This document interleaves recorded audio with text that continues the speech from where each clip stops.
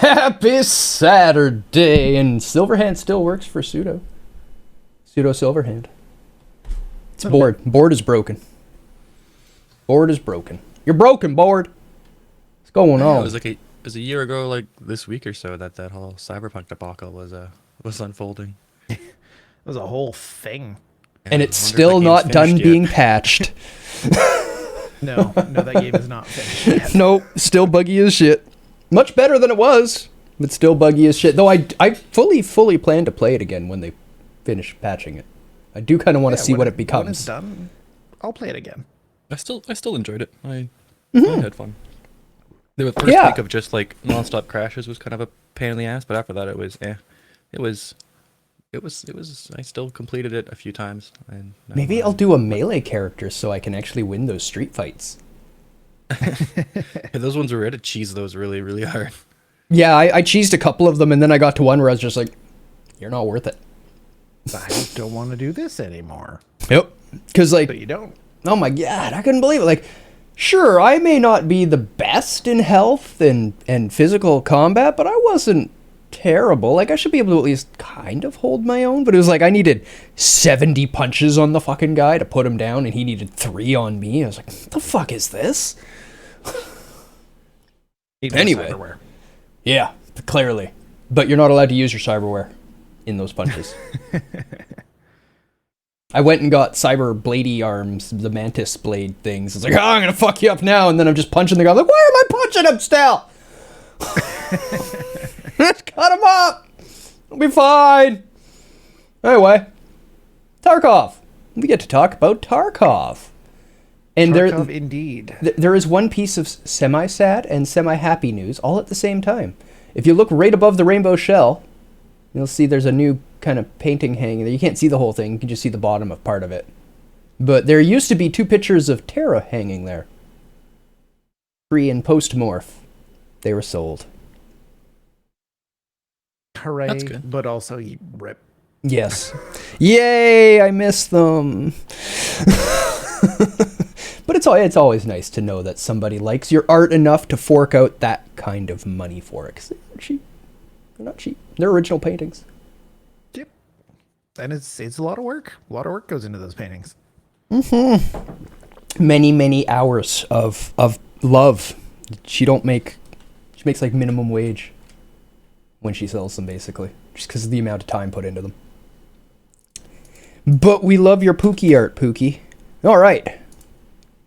Do we want to just pull up a patch note and just start writing down the elements and start analyzing what each one will do?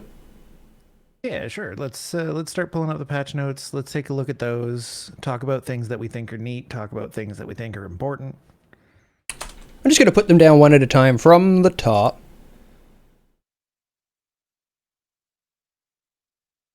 I'm trying to remember if there's any stealth nerfs or stealth changes that were also Oh, wow. included in this. These patch notes are kind of massive. It looks like already an analysis of them. Key changes. It's from the BSG crew on their forums. Do we have something a little more patch notey and less forumy? Nope, that's what we got. You can Okay. just take the head, like the bullet points. Yeah. Yeah, because those are the key changes. And there's a lot more changes to that as well. Like they talk, like inertia has like a couple bullet points when there's a lot to talk about for inertia. 'Cause it's probably the biggest change they've added Yeah. yet. For sure. Arguably, to Since, the like- gameplay, yes. To the There's actual some pretty mechanics, big yes. changes. Med use time. Okay, well, let's just do this. Hey, it even comes up in a horrible format. Look at that. I don't want that. Go away. New World also had a major patch we could talk about. How many people care about New World? None? Okay, moving on. Server went down. We were going to try to do our dungeon content. And I'm like, okay. Cool. I guess we're Fun. done for now. Fun! Did you lose your key then as well? Nope, we weren't in, at least. Okay, good. We were disconnecting like right beforehand. The server went down for maintenance right at our start time. Like, oh, neat. Otherwise, we would have lost the key. Ouch. All right. Does that, let's make it 13. Let's make it 13. Bold. And add a point. All right. We've got a new map. New map. Yeah. New map is hype.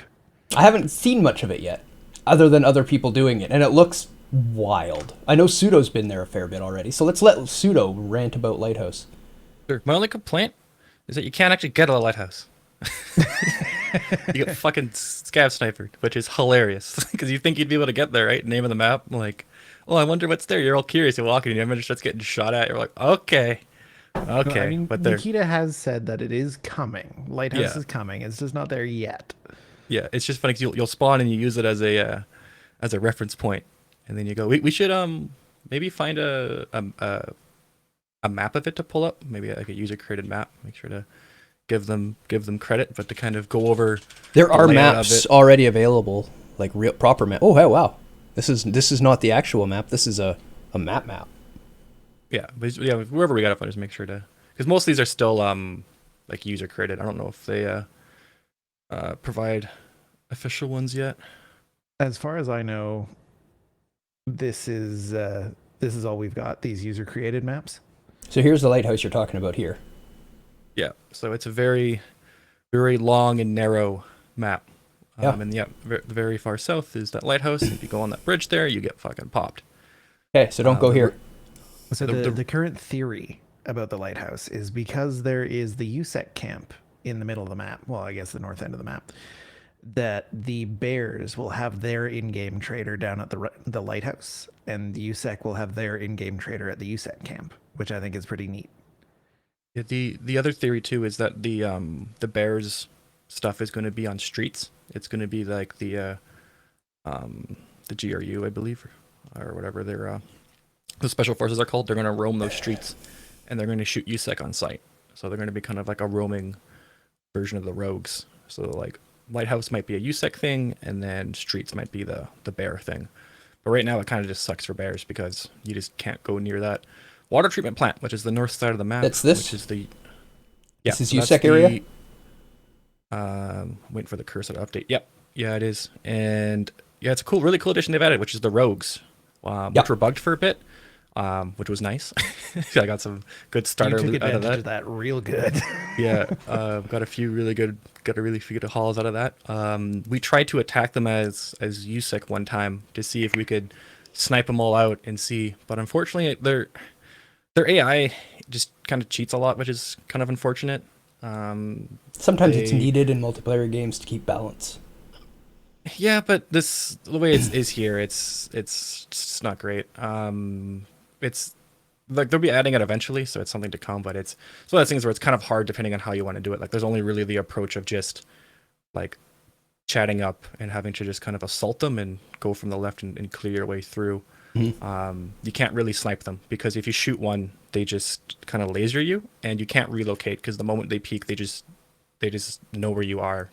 They kind of have the mechanic now where scavs will go to your last known location, or they'll still shoot at your last known location. They'll kind of do that kind of patrol thing. But it seems like the rogues, at least from what we saw, we sniped at them from the southeast corner, and we moved up to like the due west corner. And before we even were visible, we were just getting up to the rock. They were already shooting the rock we were at. So we're kind of like, okay, like they just magically know where we are. The weather was kind of foggy, so we didn't really have the best advantage on them to go farther. So we kind of just had to piece. So you can't really snipe them. You can maybe do it, but you have to be really careful and maybe have a team of people to like pick off the people in the guns right away and be careful of the ones on the ground. But it's a really neat addition. I just wish that like when the AI is improved a little bit, that adds for a little bit more of that kind of more possible rather than having to have like a super high skill set and just assault front. It'd be nice to be able to kind of like have someone lay back and snipe without being counter lasered through that, or they can still dust at you, but it's kind of annoying that like they're just so damn accurate. And I get that they're trained, but at the same time, it's like it gets kind of rough. Yeah, I can imagine. I mean, there's a bunch of arguments to be made, like realism versus game balance there. Like the whole, we are also supposed to be trained PMCs. Yeah. Are we Can't though? even hold their arm. Are we Can't though? even hold their arms up for 30 We are. seconds. We are ex bear agents and ex USEC agents. That is the lore of your character. But we're also agents by lore that they didn't deem worthy bringing home. but we're still agents at You'd be least. able to hold a gun for more than 30 seconds. I know. I just love Needlax theory. That's I just go with that. Yeah, but it's we, like we, you're we on were par just so with the bad they scavs. left us behind. Yeah. Yeah, because like you're on par with the scavs, which is another kind of frustrating change now with some of the other stuff, where like your arm stamina at the beginning is just, it's so brutal. It is. It's kind of nice because then you can't have people just camping and sniping constantly. I mean, when you're prone, your arm stamina is a lot better, but then you can't, get up and move as fast as if you're crouching. But there's been a lot of people who've gotten away because just 10 seconds in, my guy just starts waving and rocking. You just can't handle it anymore, and it's like, wow, what's going on, my dude? It's time for you to hang out at base and do some curls, my friend. But yeah, so yeah, the overall map. So the USEC camp's really cool. There was a bug that they patched a couple days ago where if you were a scav, the USEC rogues didn't warn you or shoot you or anything. So you kind of just got to go in and loot everything. And like, there's a quest for people to kill them. So you can kind of go in after, and there's so much gear. They have like Raider gear. So they've got like really good backpacks, really good guns, great ammo. I got so much BP and BT ammo right now from that that I'm working through. And it was kind of nice. And what we were doing is that when you trigger them as a USEC, they stay mad at you for silver raids, so you can't just go back and try and like cheese a few of them. But with scavs, it's a new character, so it wasn't doing that. So what my friend and I were doing is that you'd go to one of the guys who was on the turret at the very outskirts, and he would kill them, loot them, run out to the road, and then try and make it out. But if he died, even though I was in his party, they wouldn't aggro at me, and I could just walk up and take his shit and head out. We would wait for cooldown, do it again, and then I could do that and gear up, walk out, die, and he could take it. And you were able just to walk up to them, blast them, loot them, and get out. So now they patched it where they'll warn you when you're on the premises, and if you try to walk too close to someone on a mounted machine gun, they'll just light you up. So you can't really do that anymore. But that's a good thing. That's a good thing. Because yeah, it was kind of weird just to like walk in as a scav, being like, "Hey, don't mind me. I'm just gonna come in here and pop your friend and walk out." But it was a lot of fun when you like aggro them and they're all shooting at you, and you're like trying to go from cover to cover and make it out of there with like the limited meds you have. Friendly scav, blap. But yeah, I'm looking forward to storming that place with a full squad of people and trying to take that all out. It seems like it's gonna be a lot of fun, at least when they balance the eye a little bit. I think they've already, from what I've heard from some people, reduced them at least a little bit. It used to be apparently be a lot worse. Like right out of the gate, they were just like lasering bears from so far away because they instant attack bears. So like you're like on the bridge and you're just fucking done, which is a bit rough. Dirty. As we've seen from locks out the whole north half of the map for them. That's not very good. We'll talk about the scav changes as well, and how all scavs have now just had like a fucking bump in military training. The sniper scavs are cracked. I don't even need a sight. I can see that dot. Yeah, the new acquisition range on the sniper scavs is a bit much. Like I was watching Pestily the other night. I don't remember exactly when, but he was down in construction down at the big red side of customs, and he got sniped by sniper scav. Yep. He's just picking. You have to kill him like instantly. I spawned in old gas, and I'm like, I'm gonna loot Giving Tree and loot the stash here. And then by the time I'm going to the gas station, sniper scav is already shooting at me, and I'm like, Jesus Christ! Like 3 minutes in, and he's already like cracking at me. He didn't kill me at least, but like he was like, I mean, he was causing me problems really early, which is it's fine. Maybe it's just a slight tweak, but the fact that he can just like crack you. I mean, it's not a terrible thing. It's just one of those things like when you have like a major change like that, there's going to be an adjustment period, especially if it's not like explicitly clear. However, like go ahead. Having a mechanic where you can't just run out in the open all the time if that sniper scavs up, and it's one of those things where if they start kind of maybe phasing out some of the scavs and replacing them more with a bit trained things, like if it's an actual military sniper up there, or if there's some other kind of lore reason, because when we think scav, we're just kind of conditioned and trained to these like half brain dead people that like shoot randomly and yell and run into walls and shit. So we're so used to them not being competent that the recent AI changes feel a bit jarring. But overall mechanic, it adds a bit of tension. Like you have to check his sniper scavs up if you're going in his turf. Otherwise, he's just going to start popping you. I like them being more viable, and it's also turned out to be a great source of loot for Rage and I. Yeah, I love how they fall off so often now. No, I was more talking about said, the PMCs that Well, it Cs that murdered get by the old gas when we were Also, on our way to yes. extract. We were like, ooh, dead body. Ooh, dead body. Ooh, dead body. Because we heard all those sniper shots going earlier. Yeah, it turns out they were all dead on the path out for us. So, cool. Thanks. So we took their stuff, and then it was ours. All right. So a the- couple other notes on the map. Before we The next move one on. is another lighthouse point. I'm just going to put it down. You can keep talking. A couple other points. This is the far west end of Shoreline. You can see on this map, well, at least you could, when we were more zoomed in, there are actually 2 exfils to Shoreline from Lighthouse. There's two new exfils there on Lighthouse, and the connection is extremely dangerous because if you take the quote unquote safer of the 2 exfils, the one in the center, it's actually surrounded by mines on the north. Hi. And a very high PvP area to the west of it. It's a heckin' thing. You can see this is where Shoreline is. This is Ruined Road here. I have found so many landmines. There's a lot on this There's map. some inside the walls of the USEC camp too. See, when I was on my scav looting, blew up, and then another player scav walked by, and I voiped at him. I was just like, "Yo, careful, there's mines here." And we went our car, and like 2 seconds later, we hear boom. I'm like, oh, we found one. He found him. He found the mines. And then on the southern end of the map, there's some extremely high loot density cabins that have a lot of quest rewards, or quest objectives, I should say. This little switchback path through here. Yeah, there and just a little bit north of it. Oh, and up here, right here. There's a bunch of cabins. There's a bunch of loot there. There's a specifically USEC cabin, sort of central in the map, that yellow It's blotch. like that, right there. And it's full of high-tier loot. Lots of good stuff to get there. There's a whole complex of different like resort buildings that you can go into. They all have very high-tier loot. The shoreline itself of the lighthouse map has a couple of quest objectives, has a couple of like little cabanas where some high tier loot can spawn. Lots and lots and lots of good stuff. Lots of good loot in the map, basically.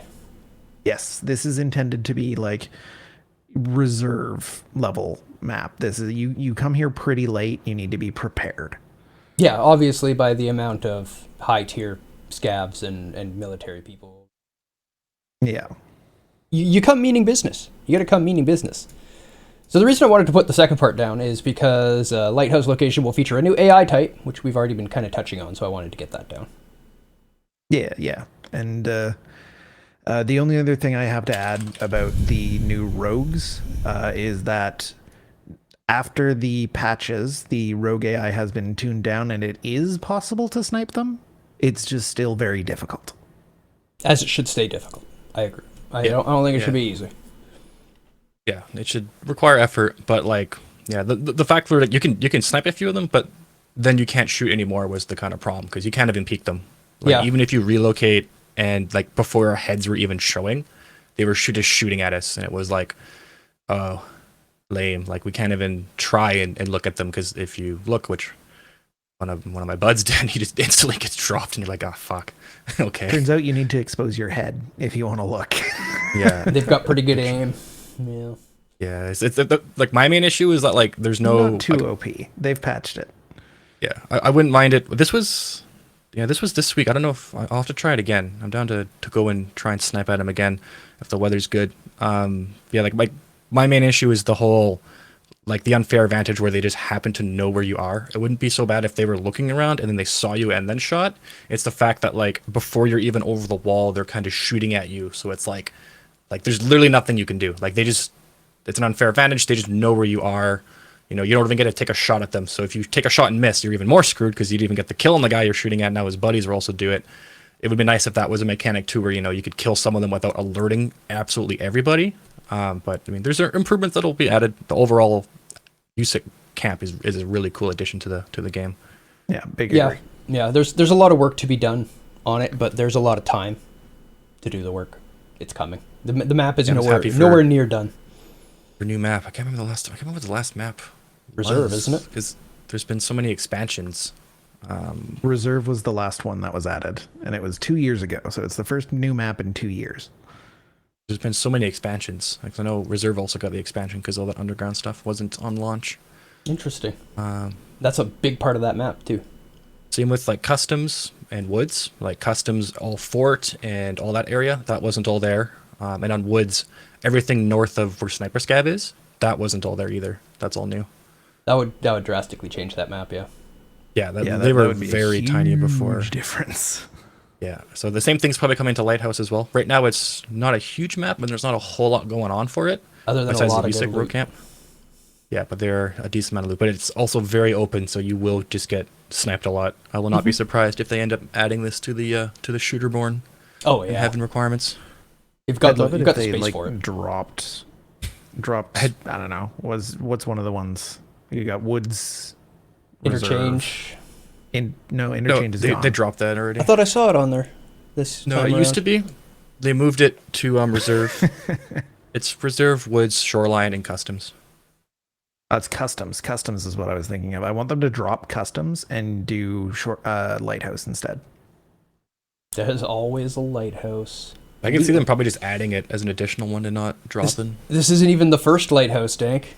Actually, ironically, you can't get to the lighthouse on the lighthouse match. If you want to go to a lighthouse, you've got to go to Shoreline. You're not wrong. All right. This one, Pseudo has been waiting a minute to talk about. So has Rage. So I'm going to turn on my dav rig.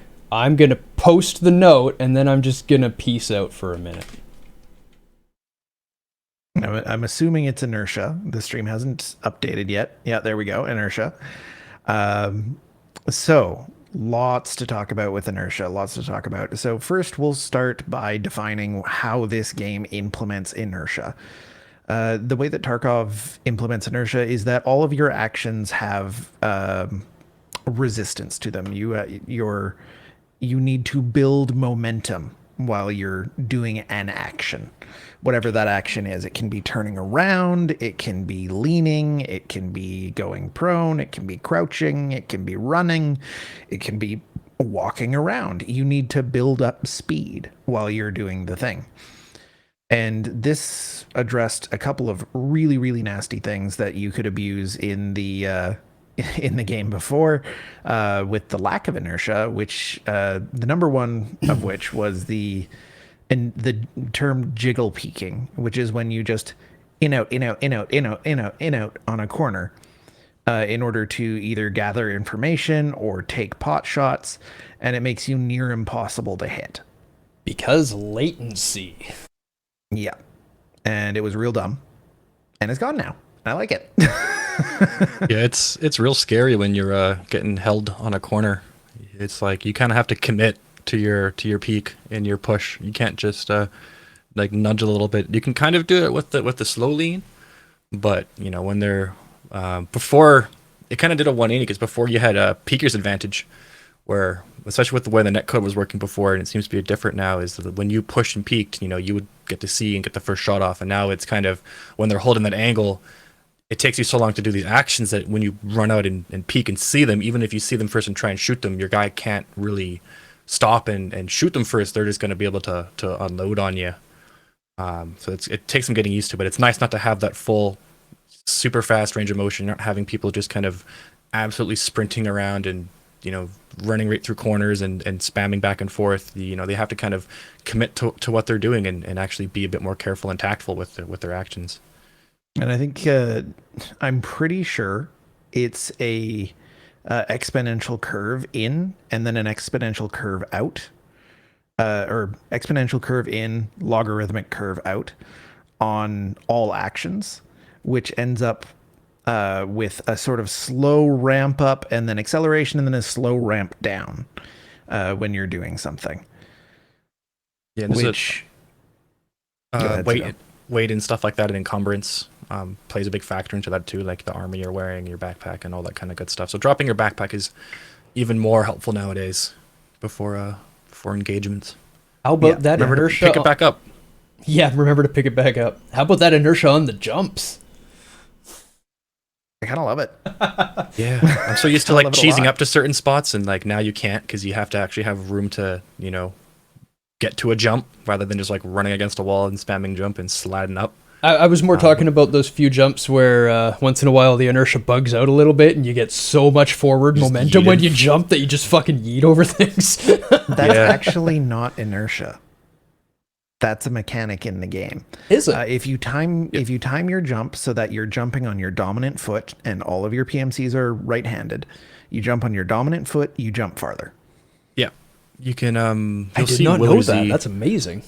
Willer Z is a really good streamer to watch for that. His old, or I guess previous, now that they've changed with inertia, him in dorms was just insane to watch. Because if you're really good at that, you can jump really far. And people would use that too, because you can kind of, not really bunny hop, but what you can do is like, for things like the escalators and interchange and certain other areas and labs, you can kind of just like zoom right up those stairs with only making like 3 footstep sounds. So you can kind of cover a lot of distance without making a whole lot of noise, as well as you do it really fast, and it's more efficient to jump that way as well. That makes a lot of If you have sense. I can do that in endurance real and max life. strength as well. Yep. Yeah. It's kind of like skipping, right? You're basically just skip hopping. I wish it just looked like that in the game, because it'd be hilarious to see like a military man just like jump skipping around and then capping you in the face. Spraying you with pee from his pee-pee. So one of the criticisms I can of do that for you, inertia- Dank. I'll go skip around the building for you. One of the criticisms of inertia is that a lot of people are saying, "Oh, it just feels like input lag." What's actually happening, well, at least my theory, is that the exponential curve on the way in is a bit too long. So just take a little bit too long to ramp up to where your character actually starts moving. Rather than you start moving and slowly build, it's okay, I need to get ready, and now we're going. Which is Yeah, Meh. my Kind of My- realistic if you have enough weight my- on you, but not necessarily the best user experience. yeah, Yeah. it. When I first started playing, it just reminded me instantly of Arma, because it's kind of how Arma feels. Which thankfully I have a couple hundred hours in Arma, so I've first couple days I'm like, wow, this feels different, and now I don't even really like, if I'm thinking about it, I know it's a change, but I don't really feel the change anymore. I've kind of adjusted to it. But the main thing that kind of I noticed out of the gate that is also different from Arma is how much forward momentum there is when you turn. Because you kind of drift like a car, which isn't really how you move, depending on like, I guess, how much weight you have. But typically, when you can take 90-degree turns, you know, while you're walking, even if you have gear, and it's something that you kind of have to do when you're, you know, a trained individual. These people are, that when you're going to turn a corner, you know, you turn your foot the whole way, and you can kind of do that 90-degree step. I mean, you watch any athletes, and you know, even stuff like football, they've got all the pads and stuff on. You can, you know, juke side to side pretty quick, and you can make those quick turns. But I'm not sure if they tweaked it or not, if I got used to it. But I noticed when I turn, I kind of just like drift, kind of like in a half C. I would still kind of like tail out like I'm kind of in a car, or I've got like a trailer on or something like that. Which was my kind of, took me a little bit to get used to at first, because even in games like Arma, you can kind of do a 90-degree turn pretty quick, because realistically, like, you can, I mean, with your dominant foot, you know, turn it 90 degrees and push off to turn around a corner, and not have to like drift in like you're running on like a soft surface or something like that. Not a I major think- change, but Yeah, it's I feel like that may have been intentional specifically to deal with corner peeking. it's a different movement though, because side to side is different from forward momentum. Because that one makes sense when you're moving side to side, because it's still, you have to stop it. But when you're moving inertia and transferring your inertia around, you move with your weight, and you can actually, you know, keep yourself going. It's kind of a thing where you'll notice now when you're playing, you can turn before the wall, and you'll push yourself, like it'll drift you through it. So you'll kind of take wider angles, and you'll put things. It takes the beginning to. It's just it's just the one thing I noticed at first. It was just a slight weird change. When you're going forward, you should kind of be able to turn and kind of rearrange quickly without having that, because that's what kind of feels like input lag to people, because they've looked to the left, but they're still moving kind of in that previous direction, and then it kind of catches up in a second later, with the kind of the same momentum. Unless they want to add a mechanic where if you do a fast turn, it just drastically slows you down, which you know, maybe they don't want to do. So it's kind of like just that balancing thing of they're still working with it and finding that sweet spot. But that was like the main thing I've at least noticed so far, besides the whole spamming strafe corner peeking changes. No, and you know what one of the hotkeys that nobody ever used in the previous patch was Alt, and then I think it's Q and E to do a half step to the side. Nobody used that. I used that. Nobody needed to do that. You just shoulder peeked and it was fine. Now that now that inertia is in, that keybind has become incredibly useful. I use it quite a lot to just step out on a corner because it requires you to be stationary to do, but it allows you to just pop out, take your shot, and then pop back in without having to deal with the inertia on the lean, without having to deal with the angling of your barrel. Maybe your barrel's not actually clearing the corner. Lets you just do a little peek, see what you need to see, take your shot, get back in. Yeah, or even if you just want to get a little bit of information, it's good for that. Yeah. That's the new way to do it. So basically, they've implemented a movement mechanic so people can't cheese their movement, but they literally already had a mechanic to do what people wanted to do. They were basically just saying, hey, use our mechanic, not this cheesy shit. Yep. And that's what makes me think that the some of the forward momentum carry is maybe intentional. It might get tuned down, but I was also reading a Reddit thread where somebody broke down all the movement numbers for different games and milsims like Arma and not Day of Defeat. What's the one that you've been playing, Pseudo? The World War II. Oh, Hell Let Loose. Hell Let Loose. That's it. I was thinking From Hell, and I knew that wasn't right. I knew it had hell in it. Yeah, Hell Let Loose. They did a lot of analysis on movement speeds in those games, and in Tarkov, you actually move the fastest out of all of them. You are very fast in Tarkov. And if you're moving that fast with that much weight, it's mostly like what I notice for the momentum is when I'm walking, it has it. It's just a bit of a drift. The walk inertia is pretty brutal. Yeah, it's mostly like down. Yeah, that's what needs to be tuned because it's like when I'm actually moving and stuff like that, I'm running. It feels like I say, it reminded me of Arma, but it was a lot more responsive than Arma is. Arma still feels super clunky, especially when you're looking around and moving your guns. It has a special feel. Anyone who's played Arma will know that when you pick up when you play it, the guns and stuff feel a bit weird and they feel heavy, and that's just because of inertia movements and stuff like that. So I still prefer Tarkov's gunplay. My favorite overall gunplay, even if it's a bit more arcade, is still Insurgency, but I'm glad that the inertia changes. When I first heard about the inertia changes coming, I was expecting like full Arma, like, oh my god, you have to commit so much. You're gonna be running into walls and getting stuck on doors, and oh my god, like sliding around all the fucking time. It's like, so it's better than what I thought it was gonna be. Still some room for improvement, but they're at least taking it very seriously. We have to consider the impacts of strength and stuff like that on this as well. I'm sure there are stats that are playing an impact, so maybe what they need isn't so much a retune of it. Maybe they just need to push up what level 0 is, keep top level at the same, and readdress their breakpoints. No, they need to retune walking. Well, sprinting is fine, jumping is fine, okay, leaning is fine, gun movement is fine. So you're actually okay with everything but just walking. So then, yeah, I'd agree. Just retune the walking. The walking's brutal. It's just like for how fast that you're not going anymore, it feels like it's still like tweaked for the faster sprinting kind of movements and stuff like that. That's the only time I notice it is when I'm walking, because then I feel like I'm like, you go to turn, and when you're walking, you can, like I said, plant your dominant foot and do a pivot turn, but you're like, if you even look down, it looks weird because like you still are going in a direction, like your legs are still going in that direction, rather than like, unless your guy just like, unless the weight is that much, but they haven't really communicated that having that much weight is really gonna like turn you that much. You think that you would still be able to actually turn around a corner without like drifting in like a car. Yeah, and there's just some tuning that needs to be done on walking. For the most part, like, I think sprinting feels great in the current implementation. I think it I can't disagree with that. Sprinting feels fine. Yeah, that was what I was most worried about, and even some of the jumping and stuff, but I haven't really had any issues. There's been some times where I've like gotten stuck on stuff I usually don't, but it wasn't like, it was just like having to learn how things were. It wasn't like a broken thing. My main thing, I was gonna be worried where it's like I said, when you play games like Arma, you get kind of stuck on the environment a lot because you need to stop earlier and you need to slow down and you need to walk in certain things, and they don't really have a jump, they have a vault.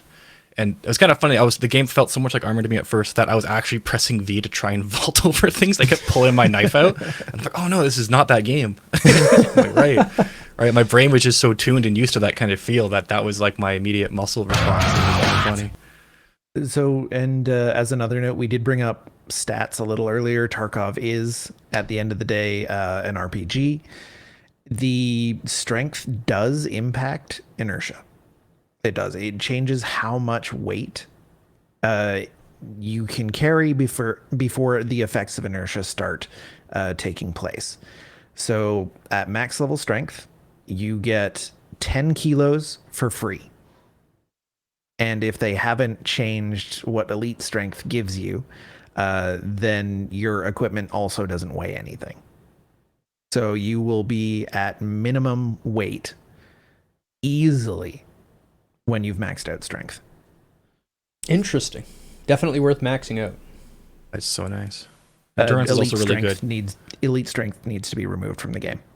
Yeah, it's pretty broken. It sounds broken. Yeah, it's just way too much of an advantage for people of that level at that point. Although, is there any reason to play the game anymore after you have it? If you like the game. But it's pretty end game is more my point. Like you have most of the stuff. Necessarily. You can have elite strength in 2 weeks. Yeah, that should be taken out then. Just spawn in with a couple car batteries and run around the map every day. You can get the Epsilon case and just throw a tank battery in there. But you can alternate that with endurance. Endurance is pretty strong too. But I mean, yeah, like either make them longer, which is kind of brutal because I mean they have such a struggle now trying to balance, which we'll talk about a bit more too, trying to balance the kind of the casual weekend warriors versus the everyday, putting hours into Tarkov kind of players, and they're both there. And there's of course arguments to be made that the people who are playing every day should of course get that strength, but the gap in that becomes to a point where newer players or people late in a wipe almost can't even play the game, depending on how many people are got to that. It's hard to balance because you want to reward them for all the effort and time, but at the same time you don't want them to become so strong that it if you're on vacation for like the first month of a wipe, there's you're just gonna like, all right, well I'll play the next one kind of idea. Yeah, it's the fact that elite strength takes away all effect, like just takes away the weight on anything you put on your body. Like your carrier, your armor, your gun, your helmet, your other stuff. That weight's just gone. That is way too big of an advantage. Way too big. Because where we're at, we are like weighed down just with our gear at the start. Yeah, and the big thing to note as well with strength is that there's a lot of locations that you can get to and shortcuts you can take with a certain strength level. But you still need to be under a certain weight to do that. And then when you hit max strength, you can just chad your way through that. Like, I'm not sure if you've seen dorms areas, but you can get to from like second story to third story dorms from jumping out the window, jumping on an AC, jumping on a windowsill and getting up through that. So you don't even have to... You don't have to take the stairs. And then if you've got max level strength, you can do that while in like full fucking armor chad gear. And it's just kind of ridiculous. It's hilarious to watch and cool to see, but like at an actual player level. And then it sucks for people who are, not there yet. They literally can't do that. They're trying to hold this guy at an angle, and then he just Spider-Man's out the window and does that. So it's a hard thing to bounce, right? Like it's difficult, but there's a period where it's like, okay, that's a bit over the line, just being able to like jump up that, unless there was, parkour mechanics or something like that where you could like jump and climb and stuff, but just to actually like launch yourself, it looks hilarious. You just fling yourself up. It's like that jump that you see where you jump off your dominant foot and you kind of just launch. That goes so far. And there's actually a jump off third story where you can land on a AC and then jump again, and you can go from third story to first story in like a couple seconds without taking significant damage. So you just like jump down there, go to second floor, shoot some people, jump back up to third, jump back down. Like you just like roam around like it's Battlefield. It's kind of crazy. If you have max strength and max health, you don't take damage doing that. Yeah, and there's things like that is kind of broken. Like, and then more in customs as well. Like you can jump from the top of ZB12 over the fence towards ZB11. Bunch of that stuff becomes open to you. Bunch of shortcuts. You can jump on walls and run along certain areas and jump over like certain stuff, which, That's cool, and I think that should stay. But it's kind of janky when you can do that while also wearing like super thick gear. Like you shouldn't be able to like ruffle stomp jump around monkey in factory while wearing like 30 kilos of armor. Personally, I would nerf that down to something like your gear's weight doesn't account for inertia. I think it should account for inertia, but like I'm fine with them being able to carry more for backpack stuff, because that's kind of the hard balance where they want to be able to carry more, like wear more gear, but still be able to get more stuff out of the raid. But I think if the inertia stuff stays and it still restricts how high you can jump and how far you can jump, then it balances them for not being able to like super monkey around, but they can still wear the armor and still take out a bunch of like heavy cool loot. So if they want to kill a bunch of people and take their guns and armors and stuff like that, they can. But it's just a bit broken that they just become this like spider monkey and also a tank. it's kind of the thought is like pick one. You can do one of these things.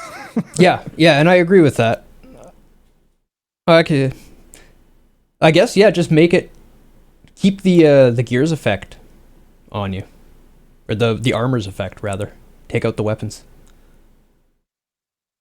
Maybe I would. There will be a lot of tears when something gets done about elite strength, but something really needs to be done about it. It is way too good. It's a fun brainstorm to a problem, but there's a lot more changes to get through. Yeah, and then the game's nowhere near its finished state. Like, we've got the rest of Lighthouse to unlock. What, 2 more maps?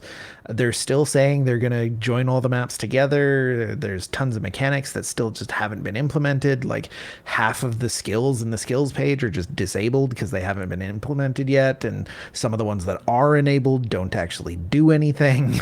Something that existed in DayZ, I was told by Pseudo, as I realized would be a nice mechanic for this game, is the ability to inspect a body. To know how they died? How they died, and also how warm they are. Is it a fresh body, or is it an old body? You could see how big the bullet hole was, and then where they were see shot. How long was it? Yeah. Because a lot of times in DayZ, and one of the things it kind of had because it was built off Arma Engine, is that it had a bit more of the medical things too. So even if you got shot in DayZ, you wouldn't typically always instant die. Sometimes you would just get knocked out and start bleeding out. So you could even be nice and like bandage someone up and give them some blood, or be a dick and take just enough blood if they're your blood type to let them live, and they'll wake up after a while and then peace out. But yeah, you can go inspect bodies, and then it was neat because even if you down someone, it doesn't mean they were dead. They could still like wake up and get up. Interesting. I wish there was something like that in Tarkov, because it kind of just sucked that you just get like dropped and there's no way to get you back up. I like the idea of incapacitation, and then like if your friends live, if they have the right medical supplies, they can get you. Because it was a whole neat thing where you get in a firefight and your buddy's down, and he's got a blood type, and you got to make sure you have the blood for him, and you're giving him blood transfusions, and packing his wound, and taking him to a safer area, moving him, and then having someone cover while you're basically trying to do surgery on him. And it's neat. It's a cool thing. That would be a cool ad. It was also like really mean. You can because that game has a lot of really weird stuff. Like you can handcuff people and then put like a bag over the head so they can't see, and then you can like take blood from them if they're your blood type, and then just like vampire them and just wait till they pass out, and then just leave, and they'll just eventually wake up and have to eat something. Go all Fury Road, make a blood bag. Yeah, exactly. Witness me. Yeah, that would be a very interesting addition to Tarkov, wouldn't it? That would change the game. Tarkov's medical system, I think, is in a really good place right now. I agree. Where it's gamey enough that it isn't annoying, but also in depth enough that you actually have to take it seriously. So it would be interesting to see what they would do as far as being able to pick up a friendly. Very curious. I like the incapacitation idea, where you're unconscious but not dead, and you're going to die if you don't get attention. Is like even right now you can't even use medical supplies on teammates or on other people at all. Yeah. Which will be even just that would be a nice addition, because you can just have a dedicated medic, especially when like the medical skill gets higher, and stuff like that, and then roles start kind of developing, right? Someone who's got a higher surgery skill and a higher medical skill will repair your arm better than you who is down an arm and then has to break up sew an arm scissors. back on. Yeah. Gotta snip, gotta put that arm back on. Yeah, and that would probably change the amount of health reduction. The better the person is how I would interpret that.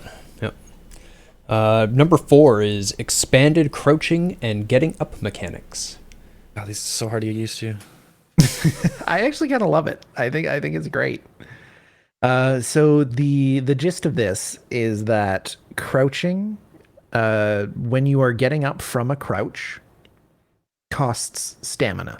When you are getting up from being prone, it costs stamina. And that did not used to be the case. So you could just crouch spam all you want, just up and down, up and down, up and down, up and down. And with the addition of momentum and the stamina cost on the now crouching and getting up, it really makes you think more carefully about how you're positioning specifically your body. What posture do you want to take? How are you going to be able to move out of that posture? What are the advantages of that posture? Being able to smoothly go between standing and crouching, I'm finding, is more and more important. Really cool. I like it a lot. Yeah, for me, I think it needs to be tweaked a bit, or maybe I just have to get my endurance higher. But you lose stamina going down as well, so it's down and up. So if you crouch and get up, you lose quite a bit.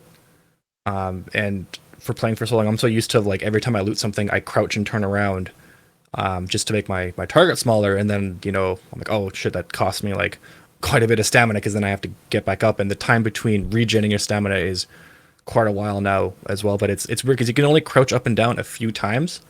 But it's also just something like our skills are low, so I'm hoping it scales up. But just at those low levels, like, if you accidentally hit crouch, it can actually, like, really screw you up, because it's a significant pause to your regen and drains quite a bit of stamina, especially if you've got a little bit of weight on you.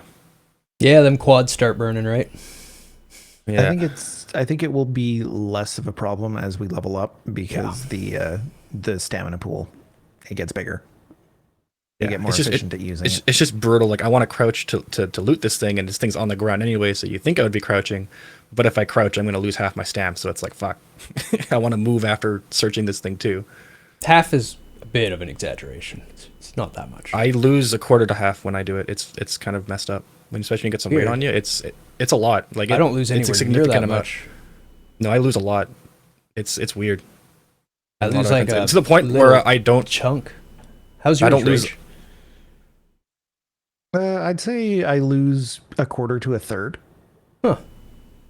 Like, if you crouch and then get back up again. Okay. I'll check it out again. It's a significant. Well, I'm rocking, like, I have an AVS, so, like, I'm fairly heavy, so, like, it's understandable. It's just, like, a bit brutal when, like, the stuff I'm looting is kind of on the ground. And it slows things down a bit. It's not ruining the game for me at any means. I think it's just a slight tweak. Like, even 10% less for me of what I'm losing would be fine. It's just that, like, I can crouch twice and then I'm basically, like, done. And it takes me a while to get that stat back up. So it's like, oops. So I'm saying, like, if you accidentally crouch, which you just have to get better at doing, it's like a huge detriment when it doesn't feel like the punishment for it, for, like, what it actually is, doesn't feel fully justified right yet. But it's a whole new system, so we're all still kind of adjusting to things. Mm-hmm. And we still need to see how leveling is going to affect it. Like, I'd imagine once we're getting into the 30s and 40s, it'll be fine. Yeah. Yeah. Building them quads. Oh, this is an interesting one. Oops. Where's my notepad? Fix that formatting. There we go. Expanded the weapon malfunctions mechanic. Eh. This is fun. So, I've had. You've actually had it happen? Go ahead. Oh yeah. As soon as my gun hit 93, I jammed. It was great. Everyone was laughing, and, like, I'm not sure if you guys have had it happen near it or not, if you have the indicator settings turned on, but your screen glows yellow. And before, you would just hit Shift T, which is the default keybind for clear malfunction. But now what you have to do is you have to hit L and inspect the malfunction, and then you can clear it. And I think at max level maintenance, you can just clear it without having to check it. So having a weapon jam now is, like, a significant drop, to the point where you have to switch to your secondary, basically. So it actually makes sense to run one. And some people were posting things where like it looks like if you jam and then pull out your secondary, it seems to pull it faster than just switching to your secondary, which is kind of neat. I'm assuming that's probably intentional. Kind of what the gist they want to do. They don't want you to just to like be in a straight firefight, and you know, if you're behind cover, you have a second, you can clear it. But if you're like actually actively shooting at someone, you have to switch to a secondary and pull it out. Which I usually didn't run a secondary, and now I am because I fucking jammed on a scav, and that could have been bad. And it does not take long to get to 93 durability, especially if you're running suppressors, which I usually do. It's like 3 to 4 raids, and you're going to be there. And you can repair that like 2 or 3 times, and then you're kind of just in that danger zone. Yeah. And I honestly like it. I like that they put a limit on when malfunctions can happen. For instance, when your gun's at 100%, when you're above 93% durability, your gun just doesn't malfunction. It just doesn't. It's well maintained at that point. Well, it's brand new, is what it is. But the new systems that they added to support the malfunctions, like generating heat, for instance, you now have to worry about your gun overheating. And the more your gun overheats, the more every shot takes off your durability. So if you're full autoing with a large magazine, then your gun heats up. And if you don't have your gun set up to be able to dissipate that heat very quickly, your barrel will start glowing red, round will chamber, and the gun will just stop shooting. It'll just stop. Because you've induced a malfunction through overheating. Yeah, those are permanent malfunctions. Not necessarily. There is one that can be a permanent malfunction, rather. There is one at less than 5% durability. That is a permanent hard jam. But the rest of them can be fixed in raid. And the thought here is you have overheating malfunctions, you have weapon durability malfunctions, and now they've added the ability for a magazine to misfeed.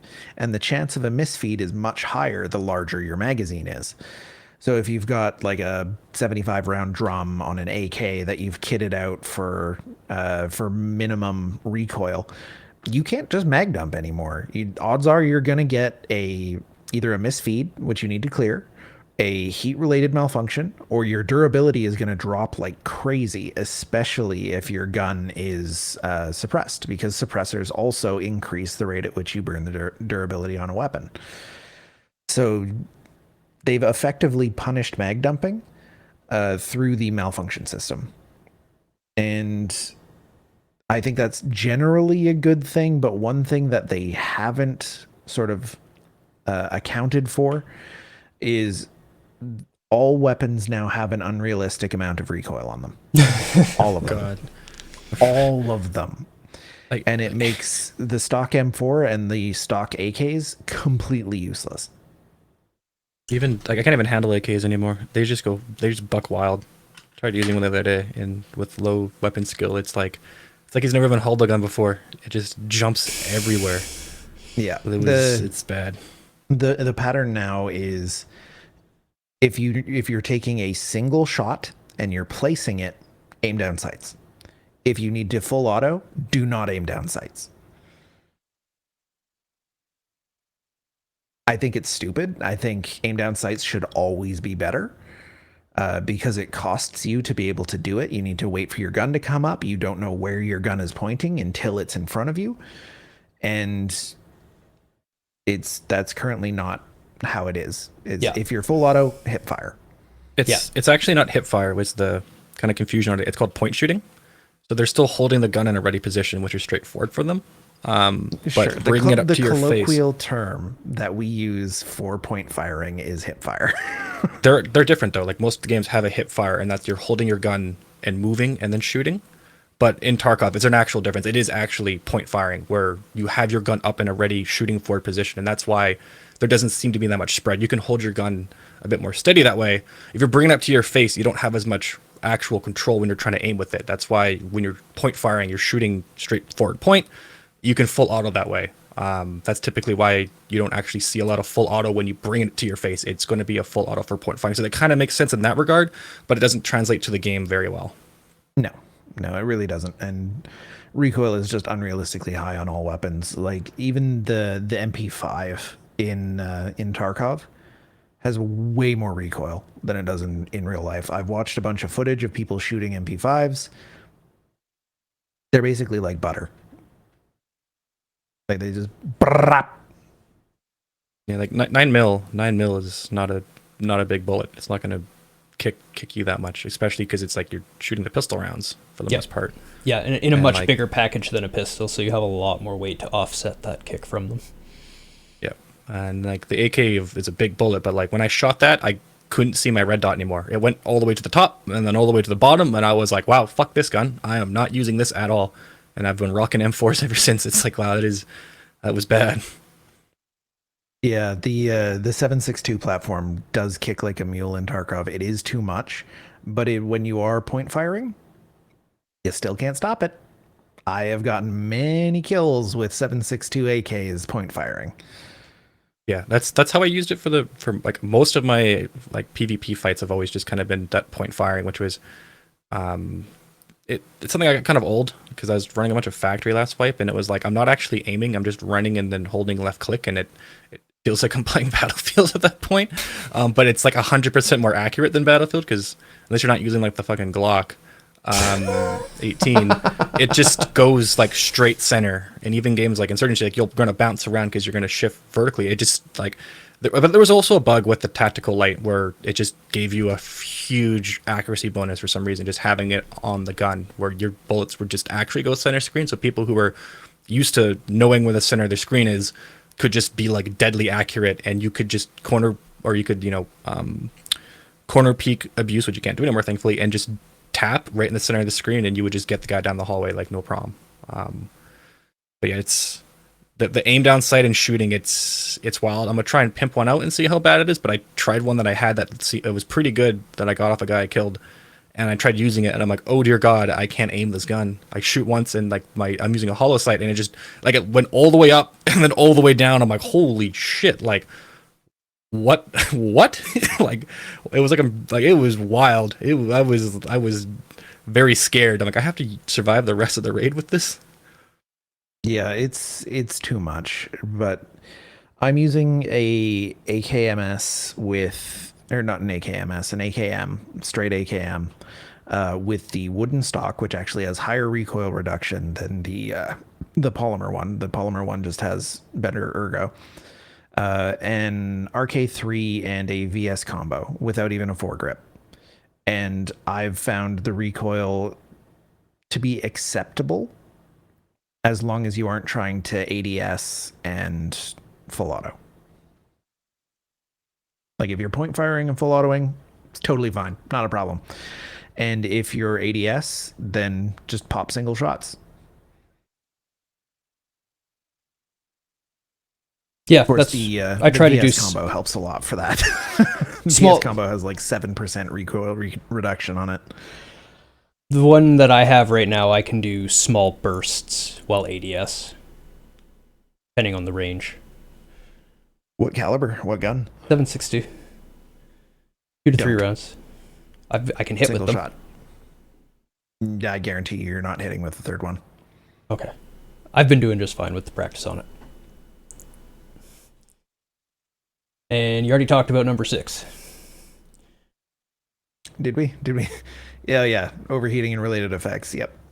That sort of ties in nicely to the weapon malfunctions. Yep. Felt like a natural topic to come up. Oh, yeah. Probably why they put it there, too. And number 7, a fun one. One to get used to. Better ballistics. Yeah. Trajectory and all that stuff too, or is this? Yep. Ballistic The, trajectory.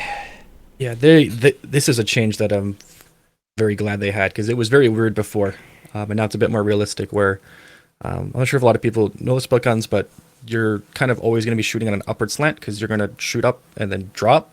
And for what a lot of video games kind of do, they either just do a hit scan where there's just no drop at all, or it goes straight and then down, kind of just at the acceleration of gravity, which makes zeroing kind of weird. Zeroing for this game was always very, very strange, especially if you're coming from something like Arma, where you're like, you'll put it to like 50 or 100. 50 and 100 were kind of just the same thing for a while in regards to anything like under 100, which it actually shouldn't be. If you're zeroed for 100 and something is closer than 100, you should be kind of shooting over them. You're going to be lobbing bullets over them if they're like at the 50-meter mark. But before, it was just a laser from 0 to 100, so you would just always put every gun at 100 and then just kind of compensate for bullet drop that way. But now, if we can pull up some charts, you'll see that at default zeroing for 100, you're going to be shooting just over and arching over that 50-meter mark.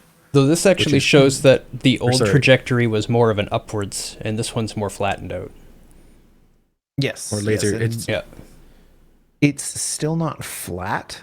It's just not as extreme as it used to be. Yeah, that's why I said more instance, flattened, not completely flat, but flattened. Yeah, the M80, I think, is the really telling chart here, where the M80 at 50 meters, if you were zeroed for 100, would shoot way high, just way high. You would go right over your target.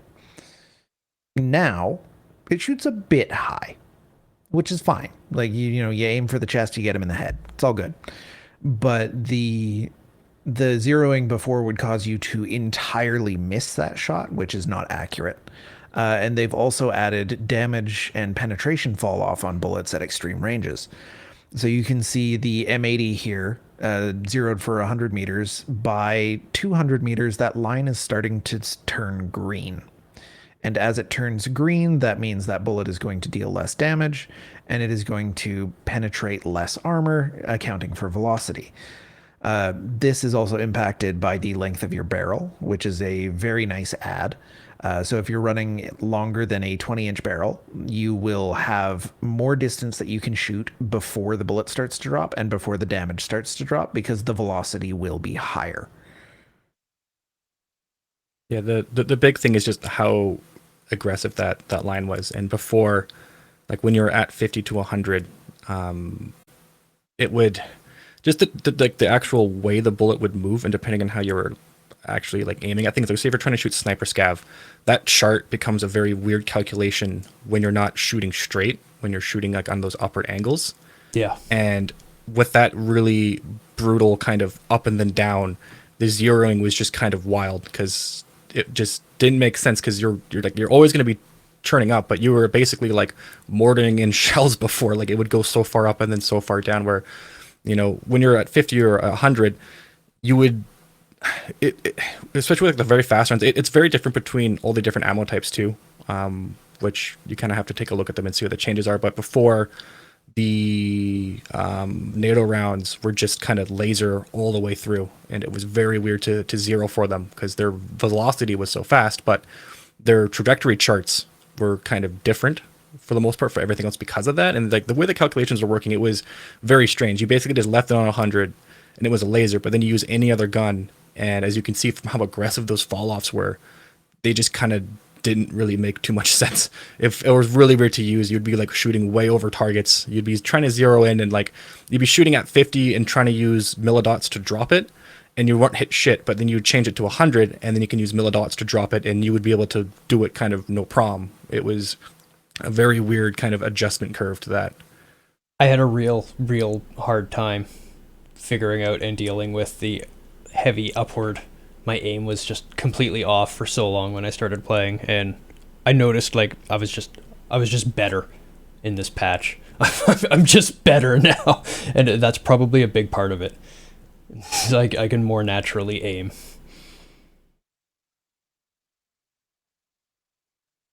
Zelo brings up some very interesting points here. The trajectory is still absolutely fucked, and the idea that a bullet is less lethal at 300 meters than it is at 50 meters is pretty ridiculous, especially with rifle rounds. And that's why you see that out to, with the higher velocity rounds, the bullet drop off, like the damage drop off, and when gravity starts to take effect, is pretty significant. Pretty significant. And it's still not great, but for the application in the game where most of your shots are going to be 100 meters or less, I think it's fine. M855 and an M4 is set up to be perfectly zeroed at 25 meters and 300 meters. Yes, this is something that was taught in the US military. It's also taught in the Australian military. I've heard Pest say the same thing. The idea is that you would zero your gun at 300 meters, and that would always be your perfect shot. And like Zelo says, at 100 meters and 200 meters, you are trained to compensate your aim. Because as it turns out, that trajectory at less than 25 meters is going to be fine. That trajectory at 300 meters, it's going to be fine. And at 100 and 200 meters, because it is not lobbing a bullet, it's just a slight upward tilt to it, you can adjust for that fairly easily.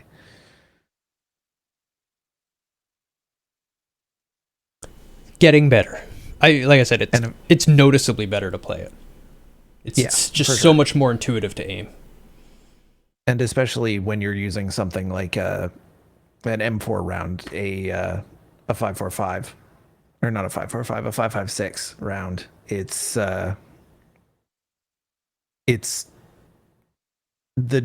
because of the bullet velocity, you have to do a lot less compensation in the new patch, which I am all for. Yep. At 50 meters, you basically have to shoot the stomach of a man-sized torso to hit the chest. Yep. The rangefinder was added too. I'm not sure if you want to group that in with ballistics at all, but that I think it's coming. Bugged. Oh, it's bugged? Okay. Sometimes it doesn't work. Sometimes it works, sometimes it doesn't work. I don't know why. It's kind of annoying. Like, I have some buds who are doing shooterborn already, so I was trying to get some range for them. It's like, all right, it just no longer gives me the range. It's just a neat little binocular now. But it's a really cool concept, and I enjoy having it when it works, because it's really nice with the ballistics changes. But like, I pull it up sometimes, like, why isn't it working? Did I break something? This is battery simple matter. Did it run out of battery? I'm not sure the goal of a shooter, even a realistic one like COD or COD is not a realistic one. COD is not realistic. Yeah, Tarkov isn't that realistic, but it's more realistic than COD. Physics that can hold less enough realistic than Arma. Yeah. Physics that can hold enough suspension of disbelief and are fun and intuitive to play. This may be irrelevant to the convo since you just got here. Well, we're just reviewing the Tarkov patches, but any analysis is always welcome here.